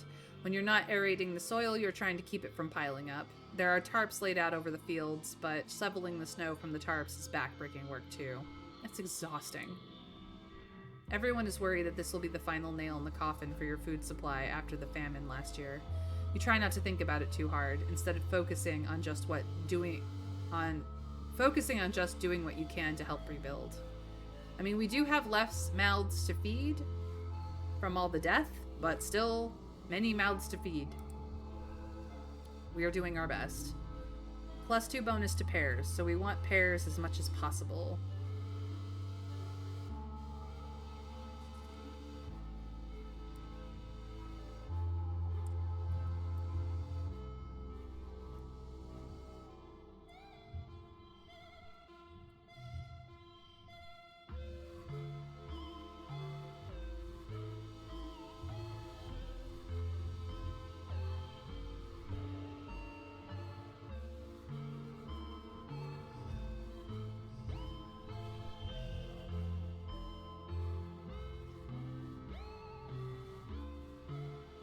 That's a super goal, so that is probably our best play. I could click this and see what this thing says, but I don't care that much.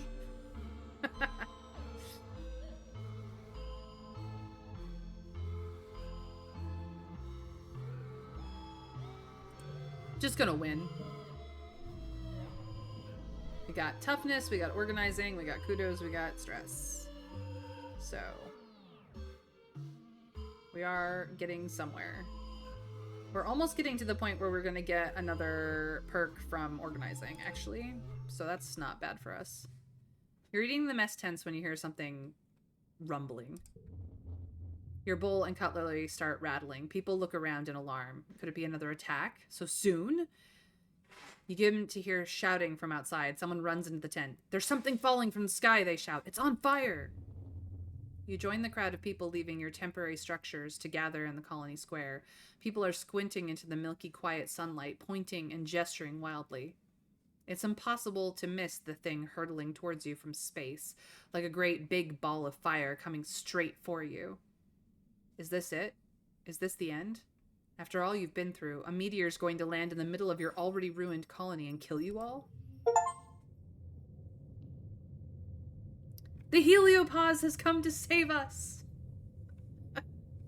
Mars grabs your shoulder. It's another ship, she exclaims. Look, it's another spaceship from Earth. Excitement ripples through the crowd. Could it be? You stare unbelieving at the rapidly approaching ship. The flames of its entry in the atmosphere dissipate, but a thick column of greasy black smoke trails behind it. Soon you can hear the whistle of it rippling through the atmosphere at terminal velocity. That is not a controlled descent. It's an enormous ship coming at you way too fast. The ship's reverse thrusters fire, trying to slow it down so it doesn't smash into a billion pieces when it hits the planet. Everyone scatters to take cover. You crouch behind some rocks, throw your arms over your head, and squeeze your eyes shut. You hear the massive spaceship touch down in geoponics, plowing through the fields and grinding over what was left of the greenhouses. You're thrown to the ground from the force of the impact as shrapnel and small rocks zing past your head. It grinds along some roaring monster, cutting a great scar through the colony and kicking up an enormous cloud of dust. Finally, the ship comes to a creaking, shuddering halt. You and the other colonists carefully crawl out of your hiding places, coughing and rubbing your eyes. The new ship is half burned and obscured by dust, but you can tell it's from Earth. You squint to make out stenciled letters. Heliopause. The hatch opens in its side and silhouettes begin to emerge. Silhouettes with guns. Soldiers march out of the dust and quickly surround all of the remaining colonists. More soldiers form two parallel lines from the ship to the square, their guns in parade rest, and a lone figure strides down the center towards you. Greetings, fugitives of Earth, the man says, spreading his hands wide. A dismayed murmur ripples through the crowd. The adults exchange significant looks. Chief Engineer Instance tries to slip out of the crowd, but she's stopped by the line of soldiers. The man smiles. He has a broad, easygoing smile that doesn't match the threatening aura of the soldiers nor the smoking ruin of the ship behind him. I am Commander Lum, he says proudly. As captain of the Heliopause, I have come to render aid and bring you to justice. Oh, this is bad. He a bad man. He a pretty man, but he a bad man. It's another ship full of mouths to feed that's expecting a fully functioning colony to be there for them. Uh-oh. Actually, I don't think they cared whether or not the colony was functioning. Do we listen with the others, or do we try to sneak away? I'm not sure we have the skills to sneak away, but we definitely have the brains to try and outthink it. What do we think, chat? What do we do? Listen or sneak?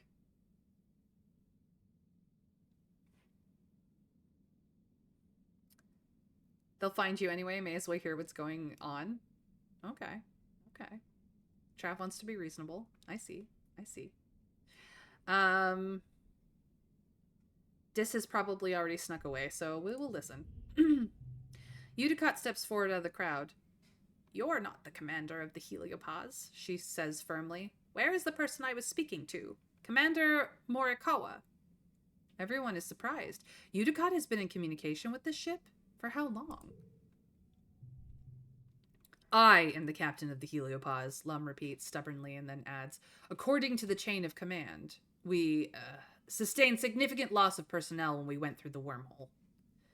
You can't help but notice many of the soldiers exchanged looks this time. You wonder how many people had to die before Lum became commander. As the commanding officer, Lum continues, I declare this colony to be under our protection. As such, you are all now subject to the laws of Earth. To be quite blunt, young man, it appears you need us as much as we need you, Uticott replies primly. The Vertumnan colony, such as it is, offers our hospitality to our guests from Earth. Lum opens his mouth, but Uticott cuts him off. Now, there is no need for this posturing. Whatever the purpose of your mission here, you'll soon learn that on this side of the wormhole, we are all human. Right now, we need each other more than we need mandates from Earth. Uticott turns to the assembled colonists. Effective immediately, I will be stepping down as governor and turning leadership of the council to Lum of the Heliopause, she says. She smiles genially at him. I hope this will satisfy your craving for justice, at least while we get our feet under us. Judging from the number of guns on display, you don't think you have a choice in this. No one knows how to react. A new governor from Earth.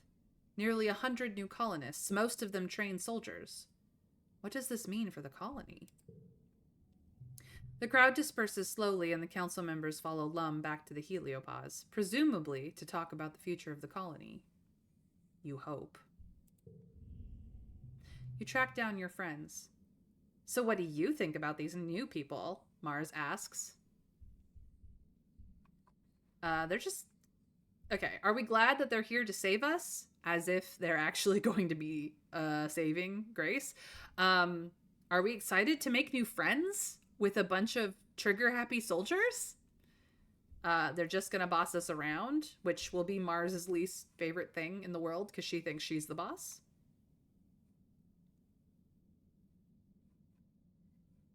Or do we not want to share this planet with a bunch of power-minded idiots with guns? Trav says he doesn't want to share. I actually think that the safest answer here is that they're just going to boss us around because it's Mars that we're talking to. Dis, can you call up the next glow wave and point them at Commander Lum now, please? Yeah, no shit.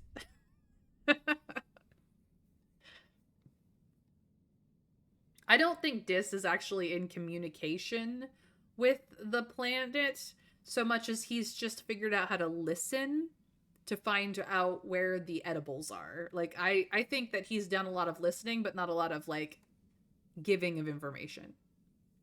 Otherwise, they would have been sneaking in and out the way he's been doing for a while. They're just gonna boss us around. Tangent nods.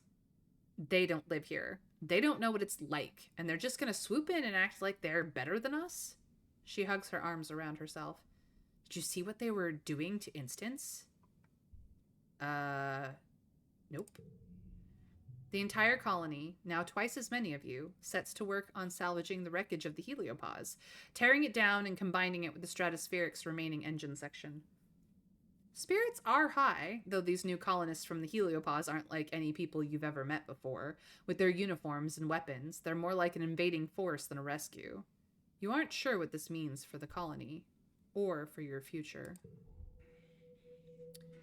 Alright, mid-game is rough, guys. Late quiet cometh. Is there anybody's birthday? We don't know. We don't know. These are in late wet. She's early wet. Tammy's dead. Mom's dead. Dad and the other adults don't matter. Com's dead. And we've yet to meet some other people. I'm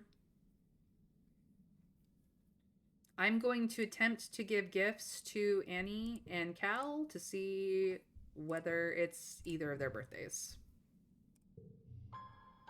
Our birthday is early quiet, after all. As the dust settles, you rebuild your colony around the new ship, the Heliopause. The new arrivals, soldiers mainly, are aloof at first. Many see you as fugitives.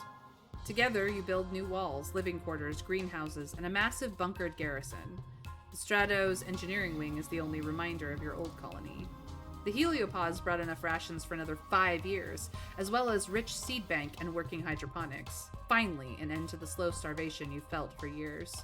They also have more guns and explosives than you've ever seen in your life. Even the ship has guns.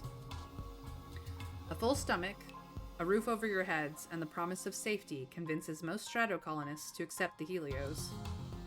In turn, the Helios decide that you criminals pose little threat. A grudging peace is brokered between the two groups. You decide they aren't so different, really. There are even Helio children, born among the stars just like you. Alright. After a month of hard work, you and your dad move into your new quarters, and you have your own bedroom for the first time in your life. You place a picture of your mother on the shelves beside your bed. You step out into your very own balcony to watch the new colony, its grounds bustling with so many strangers and strange new ideas. No stress. 5 colony defense. No more starving. We are also still heroic and clear-minded. You feel something rising in your chest that you haven't felt in some time. Hope. Excitement. What will the new day bring? You better get out there and find out.